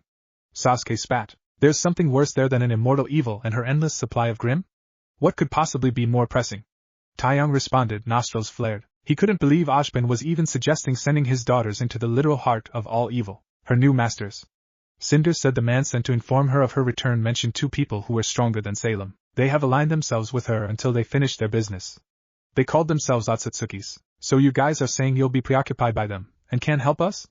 Questioned John, pale in the face. But you have defeated a goddess. Weiss spluttered, surely these people could not pose a threat to you too. She finished. Naruto sighed and scratched at the back of his neck as he looked away from them, his eyes unfocused as if he was remembering something. Yeah. We sealed her back into the moon in our dimension. And it took nearly everything we had to do it, Naruto replied. So then why? Weiss began, only for Sasuke to interrupt her. The goddess we defeated. Her name was Otsutsuki Kagaya. Weiss shut her mouth with an audible click. Kagaya could freely traverse dimensions. It's something she used to her advantage when we fought her. Never thought there would be more of her kind, but it stands to reason they can do much the same. So no, we will not be able to assist you in the slightest. Every ounce of our strength needs to be preserved for the more pressing threat. Sasuke finished. Look, Grim aren't a big deal for us even if we are only using our hand-to-hand skills. We can fight them with you at least until the Otsutsuki show up, Naruto said, trying to assuage their worries. It didn't work, of course. The people in the room who weren't completely lost as to Naruto and Sasuke being from another dimension were fully aware that the two of them were leagues above them all in strength. Now they hear about two enemies who could rival them at the least. And they were here on Remnant. Nothing could calm their fears after that. I do not want RWBY or Yang or any of these kids anywhere near any of this. Taeyang shouted. Neither do I, Ashbin replied, hands folded tightly upon his desk. His lips were pulled into a thin line and his eyes were almost chilling. But there is no one else, Taeyang. Besides, if we fail here then they would not be safe regardless. The world would be plunged into darkness. Naruto and Sasuke were silent as they walked back to their room. From the windows they could see the night sky shining with stars, the hallway only lit up from the light bulbs overhead. Trailing behind them were Cinder and her squad, RWBY, and JNPR. While Sasuke's and Naruto's steps were inaudible, the various footsteps of their companions were anything but. Clicks, clacks, thuds, and taps drilling into their ears almost incessantly. Sasuke was getting annoyed, but he didn't bother voicing it since they were nearly to their room. So you two ain't from Remnant?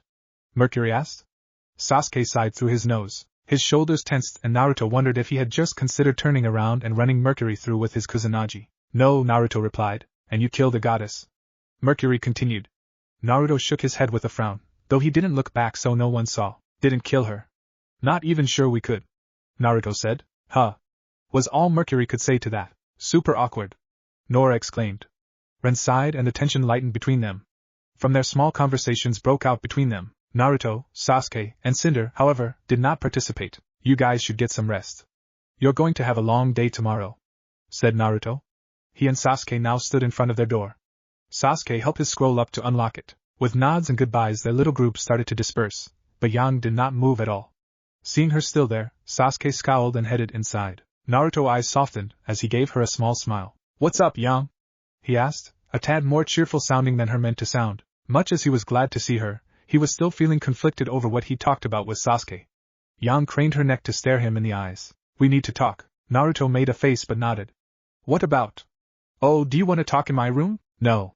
I'd rather not. Let's just walk and talk. Maybe head out toward the courtyard, she offered. Naruto shrugged and started down the hallway. Yang was quick to take up a position at his side and the two walked in silence for a few minutes. By now, Naruto concluded that something might be wrong. But what? He didn't know. She was fine when she left my room earlier. More than fine, actually. Haven't seen her that vibrant since I've been here. Wonder what could have happened. It's only been a couple hours at most, he thought. Naruto. HM? Naruto replied, grinning down at her. You care about me, right? Yeah? He replied, sounding uncertain in his response. Not because he thought it was a lie, but because he didn't know how to feel about the question. It was a little odd. Naruto felt like she should know that much after earlier. I see, then why did you agree to date me when you knew you wouldn't be able to come back to Remnant once you left? Yang asked. Naruto's eyes widened. How did she know about that? He wondered frantically. Where did you hear that from? Does it matter? I just need to know why. Yang retorted. The two of them walked a little longer and Naruto didn't respond. He wondered if he and Sasuke had been too loud earlier. Had she come back to his room for something and overheard? That didn't make a lot of sense to him. What would she need to come by again so soon for? And if she had, wouldn't she have already known his reasons? He scratched the back of his head and heaved a loud sigh. Because even though it's likely Sasuke and I won't be back, I still thought you were worth it. Why? She asked.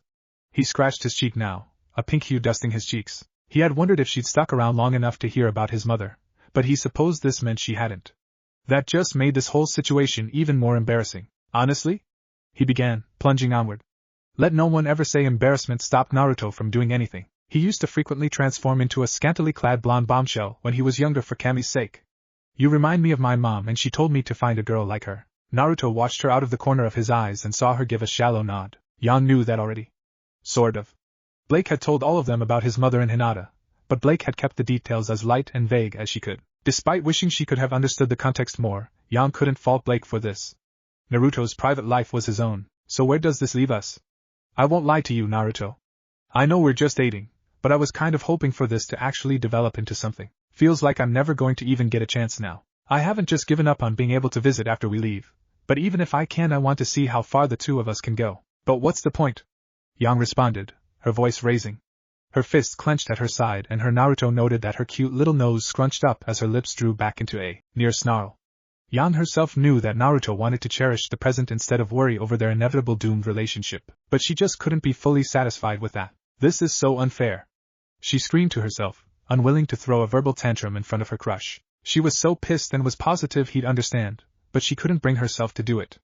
Naruto shifted his eyes away from her as they stepped out into the courtyard. There weren't a terrible number of students around to overhear them, but he made sure to steer clear of the phonus in particular. He didn't know too much about them, but his interactions with Blake had taught him the extra appendages were not for show. You know I died once. He spoke. Yang's head whipped around. Excuse me? Yeah, it really sucks. But that's not the point. The point is that it happened. The only reason I'm alive right now is because my teammate, not Sasuke obviously, cut open my chest and pumped my heart with her hand and her chakra. I couldn't have survived without her, but as much as I hated the experience, it did give me a bit of insight. Naruto replied. Yang wanted to say something to that. Anything would have done. Really? But all that left her lips was air. That's not something you expect to hear just out of the blue. People die young. Often. At least, that's how it was where I came from. I've seen thousands die just with my eyes alone, and there's so many more I haven't. Death is a simple fact of life, inescapable. Well, unless you're a creepy, cursed, grim lady. Or a literal god. But you get my point. For us humans, it's unavoidable. Do you think people don't let themselves love just because they know their partner will die one day? Maybe before them? That's not the same. Yang replied, jerking to a stop. Naruto took a single extra step than she had, unprepared for her sudden stop. He turned about and shrugged. Sort of is. And I hadn't really gotten to my point yet. Look, Yang. I've died before. Do you know how many regrets I had when I did? So many. I'd felt like a failure. I hadn't succeeded in my dreams, and that moment when I was killed, physically and mentally aware that I had been too weak, still haunts my dreams and even my waking moments. And it's been weeks since then. I will never get over that. It's going to be a driving force of mine for the rest of my life. Bottom line, Yang? I don't want to have regrets like that again. And I knew I would regret not being with you after you kissed me earlier. So yeah, I want to be with you despite everything. I'd rather that than always wonder what if. Besides, we may not have a whole lot of time together to really give this a shot, but I've learned over the years that quality and quantity can sometimes be interchangeable. Naruto spoke with a grin, and despite his flaming cheeks, took that single step toward Yang and wrapped his arms around her and pulled her close. She fell against his chest with a soft rustle of clothes and just stood there. She didn't say anything or try to hug him back. For what felt like forever, Naruto wondered if maybe he shouldn't have been so forward. But then she laid a soft hand on his chest and looked up at him from beneath golden bangs. Yang is paler than he is, so her blush was even more pronounced than his own. You give really good speeches, Whiskers, so I've been told, Yang hummed. Well, quality, huh? I guess we better start working on that. And before Naruto could question what she meant, Yang leaned up and kissed him, and this time he was not too stunned to kiss her back. What if Naruto and Sasuke was in RWBY? And thanks for watching my video till the end. If you enjoyed this content, then do consider subscribing to my channel, and leave a like if you guys need the next part. Comment down, and thanks for watching the video, and see you guys in the next video.